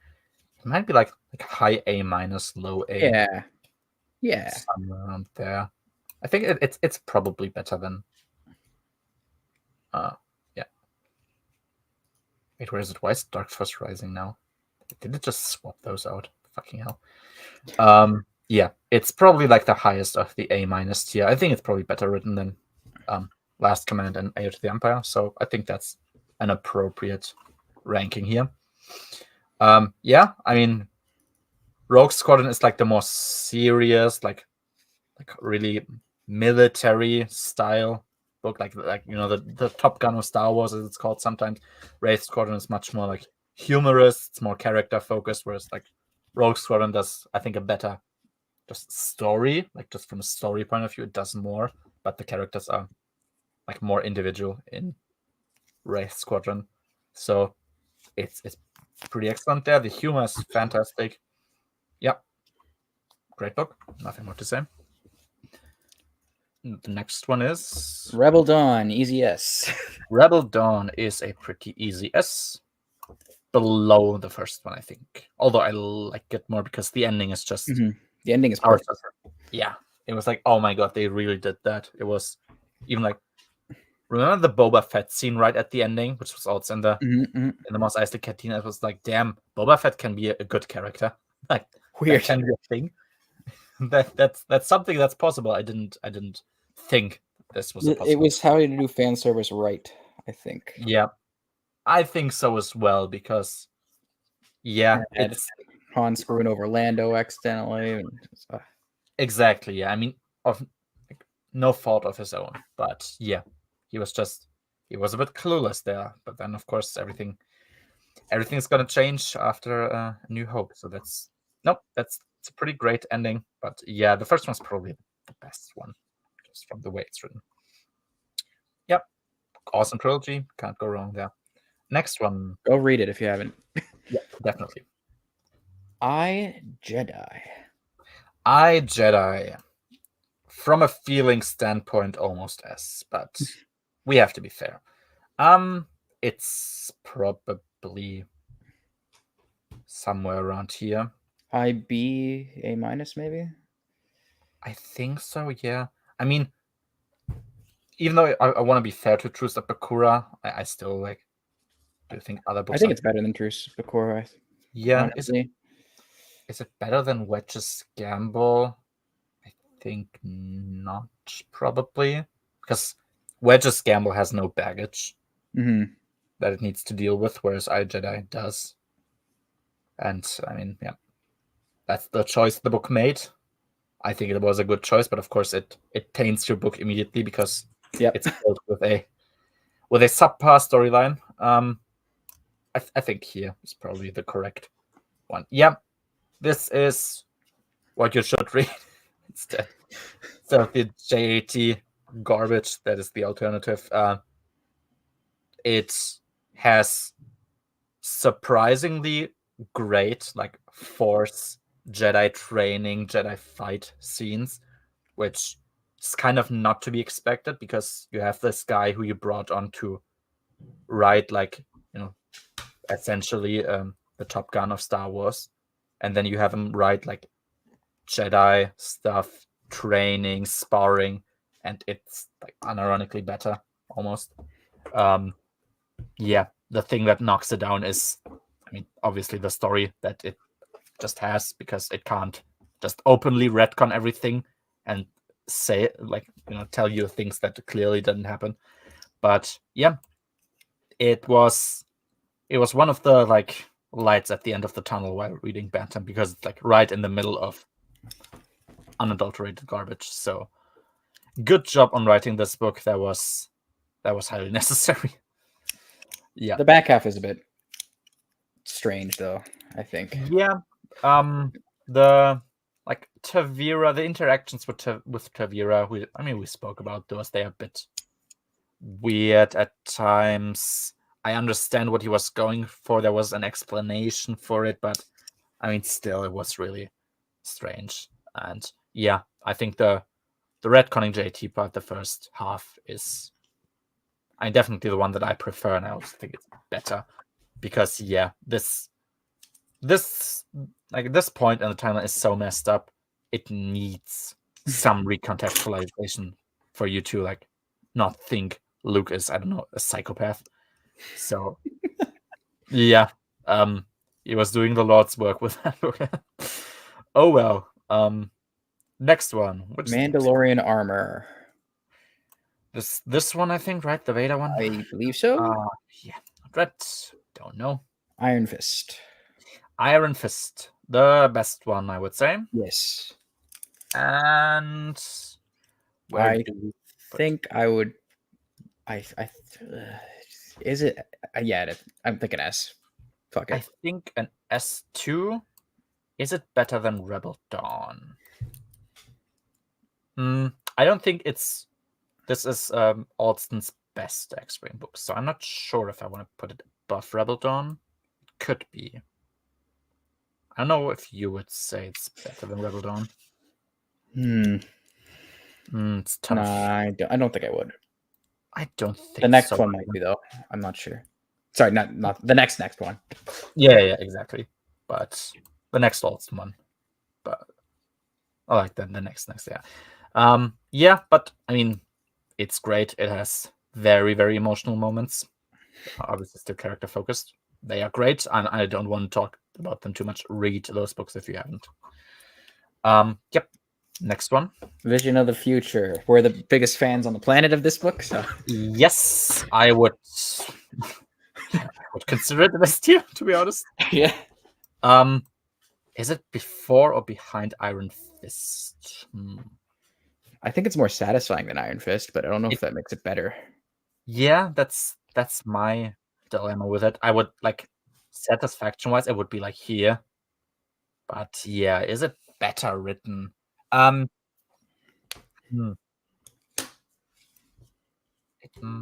might not be.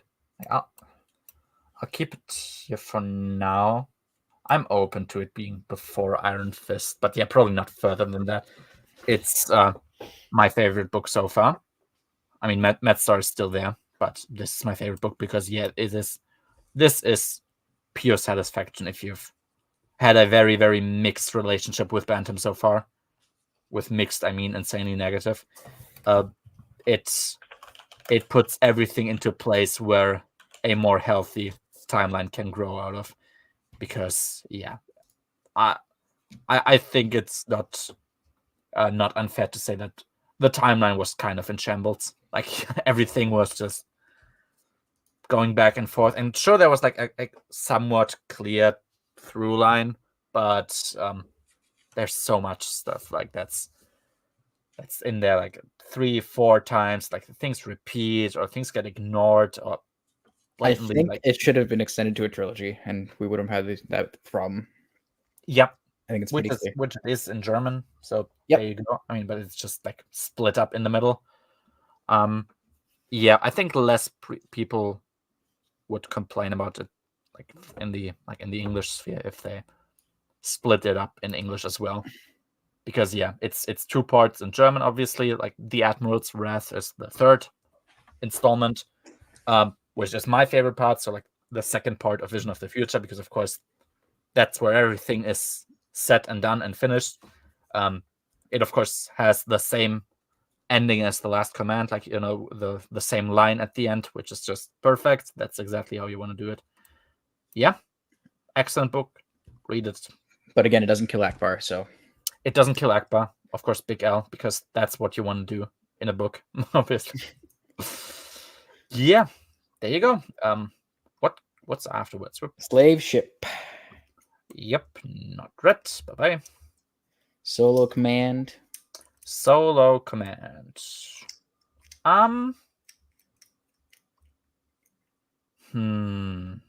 Where do we put? Is it better or worse than Wraith Squadron? I don't know. It might be slightly worse. Yeah, I think. Yeah, maybe somewhere around here, maybe a bit lower. I don't know if I'm gonna put it behind the Throne trilogy here. Probably here though, I think, like in between. Not sure where you would put it. I have it above, but I'm good with either way, honestly. Yeah, it's tough to pick. I mean, they're both great, pretty much. So, like, whether you consider one or the other the worst one, that's like really irrelevant in this case. They're pretty close. Wraith Squadron kind of bleeds in for me in my mind, so it's hard for me to distinguish which one's which. Yeah, same. I mean, it's the same for Rogue Squadron as well, kind of. Though I guess there's more distinct parts in there, but yeah, same. Honestly, I could safely also swap these around. It's not important, I think. Pretty great trilogy, yep. Isard's Revenge. Isard's Revenge, the worst Bantam era Extreme book. I don't know about Mercy Kill. Where are we gonna put it? Like high C, low B, somewhere perhaps. Because I think it's better than all of those here. Yeah, I feel like C is wrong. Yeah, B is also wrong. B minus, maybe. Yeah, like it would be in between. Maybe it's distinct B minus, just to be clear. Should I do a B minus? Yeah, I think so.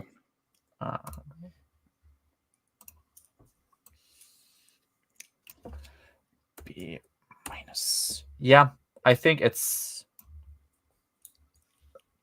should be at distinctly below the other books.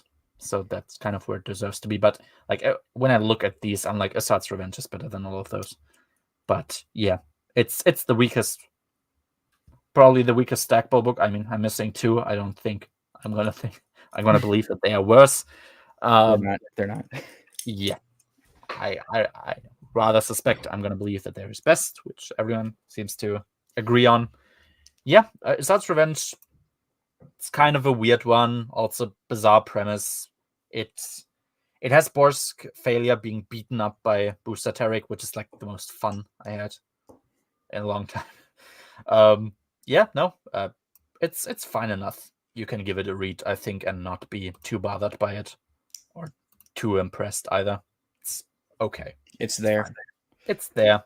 It has Isard phone for some reason. And yeah. It's right after The Last Command, I guess, if that interests you. But yeah, that's really all there is to say about this one. Yep. No, there you go. Next one. Hard merchandise. Bye-bye. Okay. Ontianta was. So, all right. Starfighters of Adamar, S tier.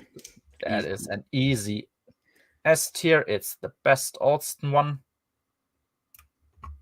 Does it beat Rebel? I think so. I think it might. I think it definitely beats Rebel Dawn. I'm not sure if it beats Paradise. Yeah, I'm not. It could. I think I would also be fine with it either way. But that's really tough.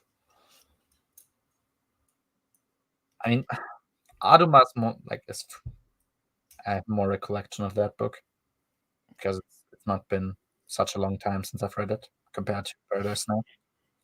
So I might be blind to a few of the weaknesses that Paradise Now might have. I've read it recently. So. Oh yeah. What do you think then? Because I don't know. That's we might have to open up to some polls in some Discord.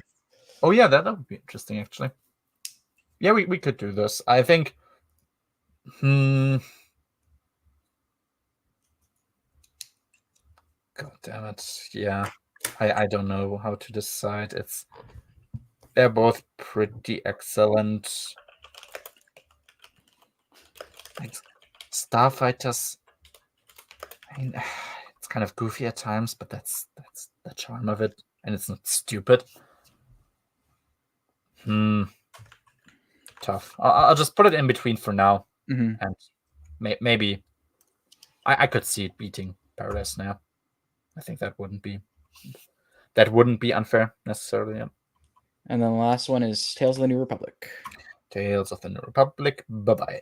So all right, now we just got these, and then Early Del Rey if we want to do that. Yeah, we can. Why not? I mean, I haven't read those. But you can. I would say those are all A tier. A tier. Okay. Very solid. Very well. Nice. They fit in the timeline really nicely and really flesh out the world of the games. Yeah, and considering considering also Kyle Katarn is not really like present most of the time. I guess it's good that he at least has something of his own, which for a character that has so much hype connected to his name, it's kind of weird that he really only has like these 3 novellas for him. But yeah, he's just kind of forgotten, which is sad. But yeah, I guess he's gonna be back in Legacy of the Force. That's what I thought. Oh well, yep. Heart of the Jedi. I haven't read that one. I can't tell. I haven't either. Yep. So we'll leave it there. And Lightsider. Lightsider is the best Dark Empire story. I think that's for sure. We agree on that. Where does it rank? Where would you? I haven't read it. Oh, you haven't read it. Oh, yeah, my copy didn't come in. That's sad. Oh, was this the one where like everything? Yeah. Fuck yeah. Lightsider. It's been a minute since I've read it, but it's pretty well done. The strong point of it is that even though Palpatine is big on the cover, he is actually not at all in the book, which is good because the existence of Palpatine is one of the bigger weaknesses of Dark Empire.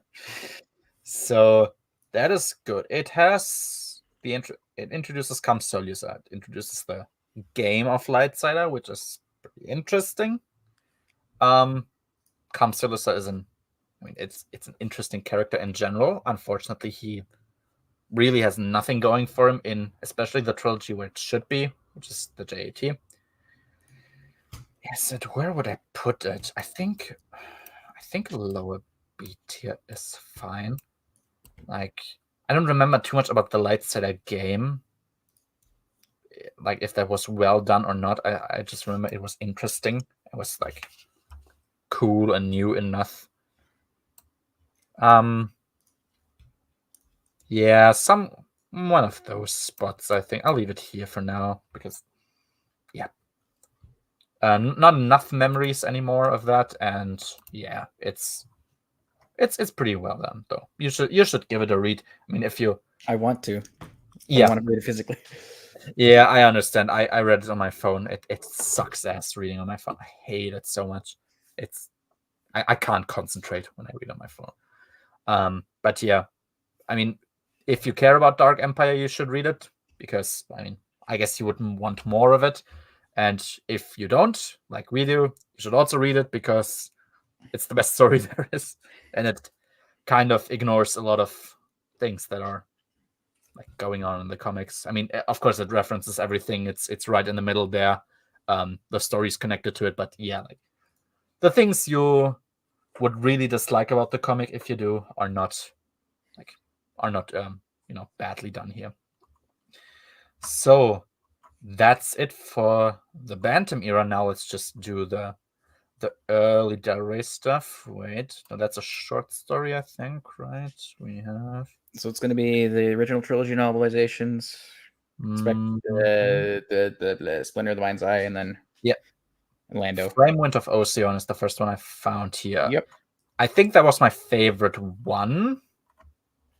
High A-ish somewhere, I think. Maybe even low S, I don't know. Because, damn, it's pretty awesome.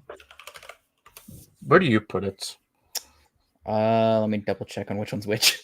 Because I feel like that's the second one, and if it's the second one, it's my favorite. Is it the second one? Oh, it might be. Yeah. Wait, Flame?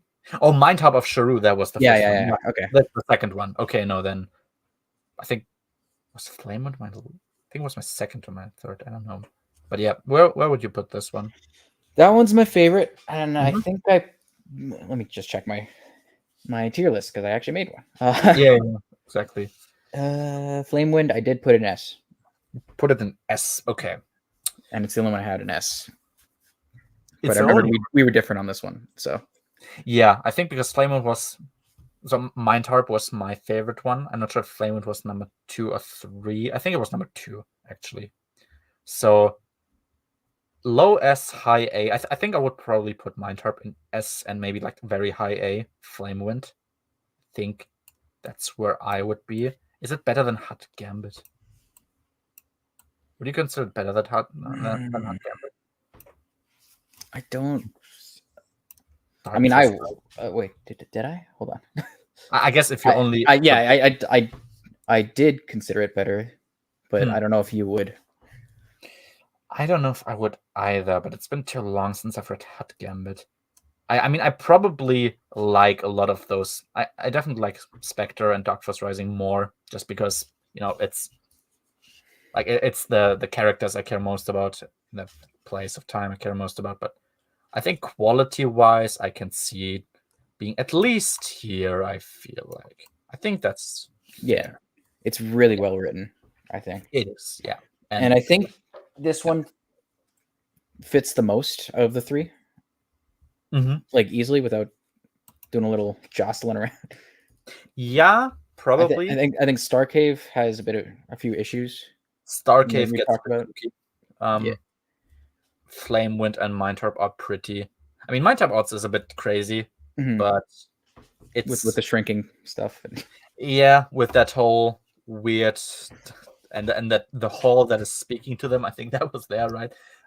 Yeah, it gets a bit strange, but I think it's okay enough where it's still believable. It's not like I think they could easily get dragged in with a few articles or references here and there and explaining. Yeah, I think so too. I don't think really the most noticeable thing that has aged is the lack of Star Wars language in the book, which when you read the other stuff and you have like Star Wars words for normal day stuff, that's maybe like, oh, I guess that's different here, but really that's not a huge problem. Yeah, I think this is a fair ranking. It probably is. I mean, it's more streamlined. It's quicker than let's say Spectre, so that's definitely something it has going for it. Though enjoyment wise, I might swap these around, but yeah, we go by quality. It's probably probably somewhere around here. And it's short. It's just short and to the point. It's great. It's insane how important this became, like the more you read. But yeah, you don't need like 300. Most novels are fine if they're 300 pages. I think you can cut a lot of fat. You don't need that much, like that many. What, 400, 500, 600? Like, kind of depends on what you want to say, of course. But yeah, a lot of times you don't need it. Mind Harp. So Mind Harp is my favorite one. I think I might put it here, probably the lowest ST. I wouldn't consider it better than Vision of the Future, I think. But probably better than Hot Gambit. So yeah, very high A, very low S, somewhere in between there. I don't know how you've ranked the Lando books. I think 1, 2, 3 was my ranking. Yeah. I think 2, 1, 3 was what I did. Let me double check that though. Yeah. 2, 1, 3. Yeah. Yeah. Okay. Yeah. So Mind Harp is. I think Mind Harp basically, like, it reads like an indie novel, kind of. Like it's.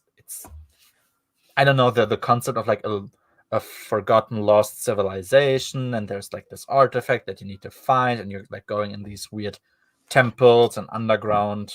Indie Lando Jones. Kind of. You could have called it that way, actually.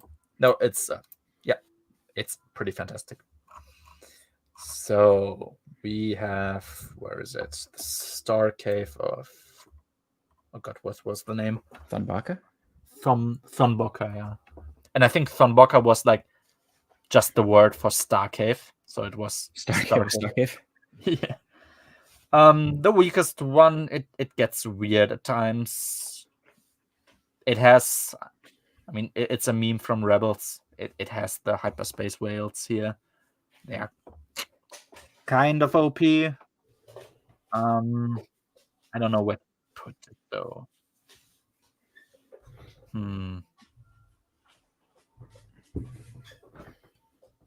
I don't know, where would you put it? I think A-. I think it's still at least an A- at the very least. Yeah, I think so. Is it better than Truce? I mean, Truce is more serious, obviously. It also has the kooky stuff, which I would consider a bit weird, which is essence transfer. Is it weirder than the Starcave thing? I don't know about this. It could be either way for me. I wouldn't rate it higher than iJedi, probably, but one of those spots, I think. I'll just put it. I put it in front for now, I think, because it's tough. Truce has also been a while, but yeah, I don't know. Essence transfer is just the kind of crazy I don't like. Where's this? It was very weird, but I think I remember it was a bit more believable, though there was weird scenes in there. I wouldn't commit to that, but yeah, I think A- is still fair. Somewhere here. So we have Han Solo's right there as well. Yeah, that is at Star's End. That was was that the first one? That is the first one. Was the first one? The first one was I think it was my favorite. Was Revenge Lost Legacy? I think Star's End was my favorite one. I think like higher A-, lower A, perhaps. I don't know where you would put it. Okay, I have Star's End at A-. I have Lost Legacy at A+, and then I have where's Revenge? Hold on. Oh, Revenge is at B+. B+. Okay. 3, 1, 2 is my order. 3, 1, 2 is your order. I think 1, 3, 2 was mine. You said A-. Yeah, I think A lower A is probably fine. I would put it behind. Then again, it would be above Wraith Squadron. I don't think that's true. Yeah, because we have a lot of stuff here.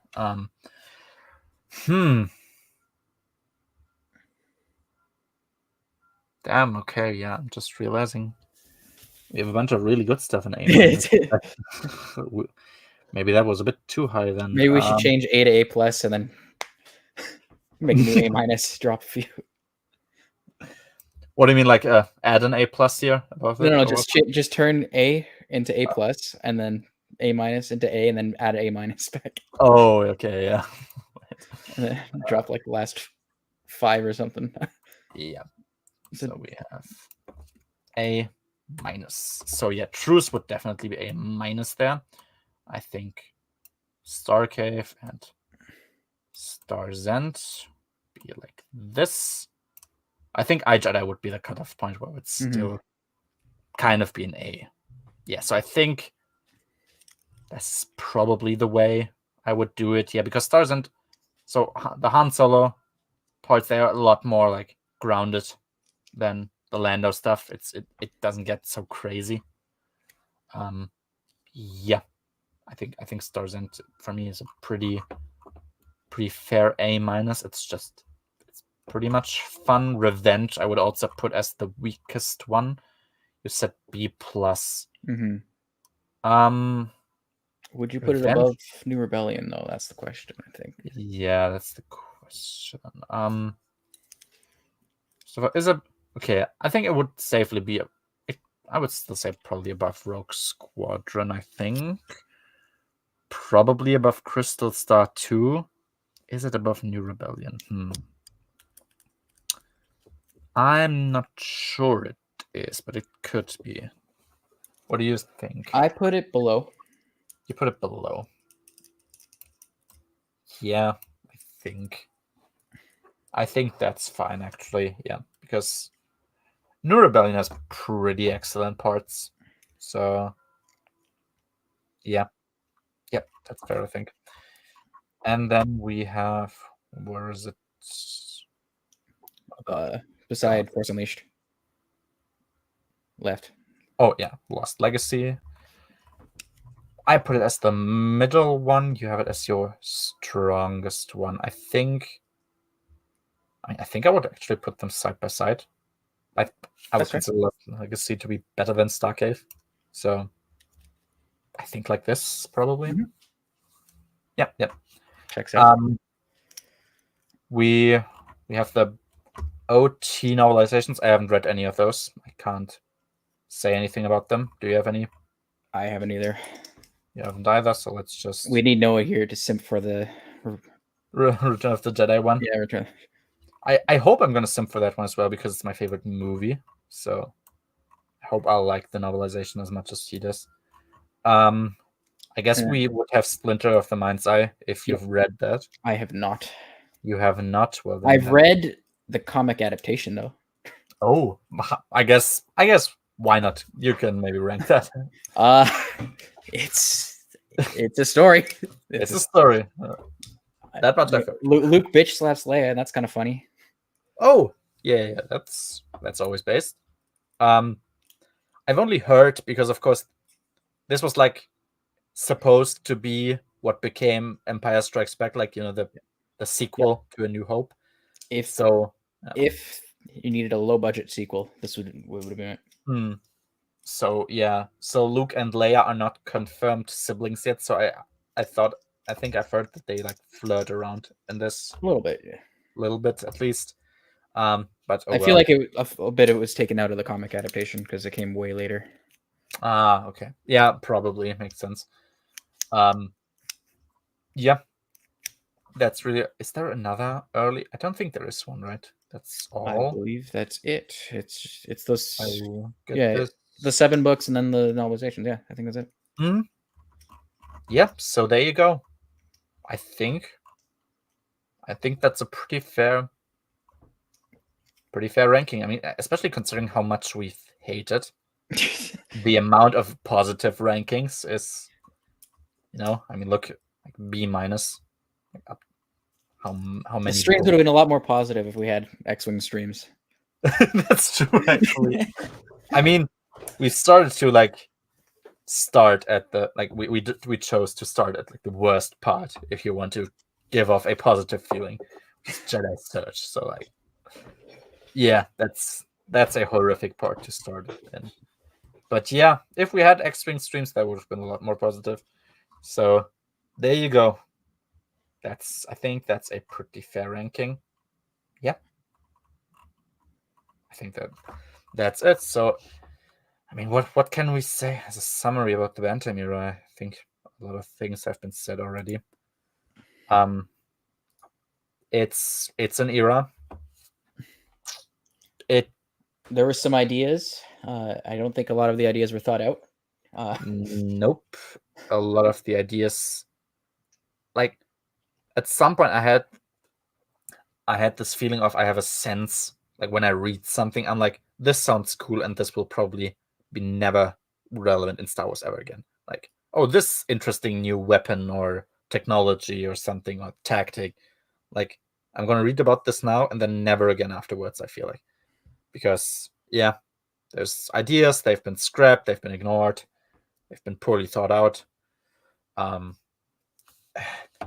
Like, maybe that's an interesting thought experiment, like for the end. If you wanted to like compile a reading list for somebody who you want to, like, you want him to be interested in Star Wars and not quit, like a bare bones reading thing that includes everything you consider like good enough or important enough, what would you like put inside there?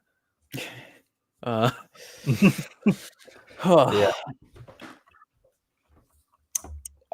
Thrawn trilogy, Hand of Thrawn for sure. Mm-hmm. Han Solo trilogy and the Lando trilogy, I think. Yep. I think that's what I would say, and be like, you can finish all that, then you're in. Then yeah, then I'm gonna start recommending other things. Yes, but I would say to keep Hand of Thrawn for later, so I could see how they're liking the other things, and then if they like everything else, I might start shoving in other things before Hand of Thrawn to some X-Wing and iJedi. Exactly. Maybe Yeah. JAT for context. If it. Oh man, I don't know. Yeah, like if it's like the absolute minimum, just to get a sense of what kind of happened, and you like, I don't know, want to jump to NJ or something, I think Hand of Thrawn and the Thrawn trilogy and Hand of Thrawn. I think like you don't need. I don't feel like you need more than this. Sure, like to know that I don't know, Dala exists, or that there is a Jedi Academy, that the JAT could be like. Dala stuff I think is more important for way later. Yeah.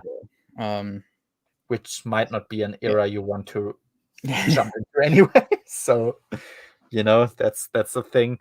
I've always said Thrawn trilogy, Dark Empire, JAT, and Hand of Thrawn are the most needed ones. But like realistically, you don't really need Dark Empire and JAT. But like, I'd say it's probably better that you. Because they also make Hand of Thrawn stronger. It's such a weird conversation. It's interesting. Sad because, I mean, the reason they make Hand of Thrawn stronger is because like it shits on it, and that's good. But yeah, like, I mean, I haven't read NJO, so I don't know, but I have this feeling that no information from JAT is something I need to understand anything going on in NJO. Like the fact that he has a Jedi temple on Yavin 4, I mean, that's pretty self-explanatory. Like, okay, you mentioned that once and I've got it. I'm not sure if there's anything I need to like get like the vast majority of the NJO storyline. Perhaps I will. I mean, I can judge that later when I've read it, but yeah, like Junior Jedi Knights might be even more essential than JAT, thinking about it, to be honest. Yeah. And if Marcel's here, he'd be like, no, don't. I hate to hear it. Yeah, I think I'm gonna. I mean, we'll see when I read it, but I could see myself agreeing with that. Yeah, like the most bare bones thing, probably Thrawn and Hand of Thrawn. And if it's about stuff like I think is good and you should read to like just get a a fuller experience, I would probably put iJedi in there. I would probably put all X-Wing minus Assad's Revenge. I mean, you can put that in there, why not? But it's not necessary. Just for pure quality. Of course, Han Solo, Lando trilogy. Did you put Han Solo Adventures in there as well? I didn't, but like it'd be an option. It would be. You could do that, because I was just trying to get people into Star Wars. If we're trying to get to NJO, it's a different question. Oh yeah, right. That's true. Yeah. I mean, yeah. If it's about just recommending good books to not get people burned out, then this would be kind of what I would say. Truce, I don't feel like you need to. This is something I feel like you can safely read at any point, really. New Rebellion, Crystal Stars, same thing, kind of. You can, if you're like interested. Don't need to. What else is in here? Everything's covered. Han Solo Adventures. If you're really interested, like if there's one trilogy you want to read about Han Solo, I would rather pick the Crispin one. And if you're like really, really interested and you want to know even more, then you could pick the Adventures. Yeah, Corellian, Black Fleet Crisis, skip all that, and all of that is not. Nope. Yeah, I think that's it, really. There's not a lot more to say. We've been going for 2 hours anyway. So that's the, for now, ranking. I'm sure things will change once we're finished with this here. I guess we should go back to Fabia's question way earlier, which was... Oh, where is it? Wait, what was it? Was Best it and worst, I Oh, think. the best and the worst of the Bantam era. Ooh, that's true. That's the good ending point. I'm gonna let you. Me first. Okay. Well, it's not low. It's in haven't read. Blue Pig just posted something. Oh, he did. Wait. Yeah. Tales of the Bounty Hunter. So, oh yeah, it's in the haven't read list. So that's why it's in the lowest tier. We haven't read it. Okay. But I'm gonna do it in 2 different ways. Mhm. Best. I'm gonna do a best list and then a favorite list. favorite. Yep. I'm Okay. Okay. Oh yeah. Okay. There you go. Blue Pig. So best. We're stuck with this. We're still stuck with the Adamar Paradise Snare. Adamar Paradise Snare. That's what is better. I think we should do a poll. And then next week at the start of the stream, we reveal. We could reveal that, but yeah, either one of those, I guess. Yeah, and then favorite, Vision of the Future. Like it's. Yep. I think this reread has confirmed it for me. That it's just. Yep. And then least favorite and worst, I think might be the same for me, and that is Children of the Jedi. I that was a miserable experience. I never want to do it again. Yep. For me, I think, best, probably like either one of those two. I don't know. I can't commit to it, but it's just Adama is fresh on my mind. Paradise Snare is not. Favorite, Vision of the Future, no question. Now, worst, probably Children of the Jedi. Least favorite, I'm kind of really open to least favorite because there's so many different diverse reasons why you could hate all of these books here. Like all of them have something going for them that's like really detestable. Courtship will always have a special place in my hatred list because let's say with stuff like Children of the Jedi, the things that I really, really hate about it, they are at least fewer. Like it's horrible, but like the stuff that I really hate, it's at least spread out enough at times where you can, like, I mean, you can never forget it, but it's, But this year, it's like the main cast, the main two, all of their interactions is what I hate. So it just has like an honorable mentions spot, but most hated is, yeah, I think Children of the Jedi still deserves that spot just for overall damage to characters, damage to the timeline, horrible concepts, unprecedented fucking prose, you know. Gamorrean smut. Gamorrean, like, yeah, basically Gamorrean porn. Like that was so uncomfortable. I think that's just, yeah, my overall least favorite reading experience. Also because at least this was like 300 pages, and it was horrible, but it was over at some point. This is like, I think it's like 450 or 500. It's 450 and it feels like 800. Yeah, like this goes on forever. It doesn't stop. So it just prolongs your fucking suffering. Yeah. So I think we're basically on the same page. Yeah. You want to move Children of the Jedi to below the JAT then? Oh yeah. I do it. That's where I wait. That's where I mixed it up. So yeah. I think Dark Opinions, Champions of the Force, whether you consider one or the other, they're honorable mentions. So shit. That's good. Yeah, all of them are shit. At that point, it's kind of irrelevant. Yeah, I think this is fine. Although I have to say, I might rather reread this just to get this horrible experience again, like to see what the fuck was going on there. This is a book I can never reread. Same with those three. Fuck those books. This one true as well. Yeah, that's really all there is to say. I think that's the ending of that for now. Yeah. First of course, I agree.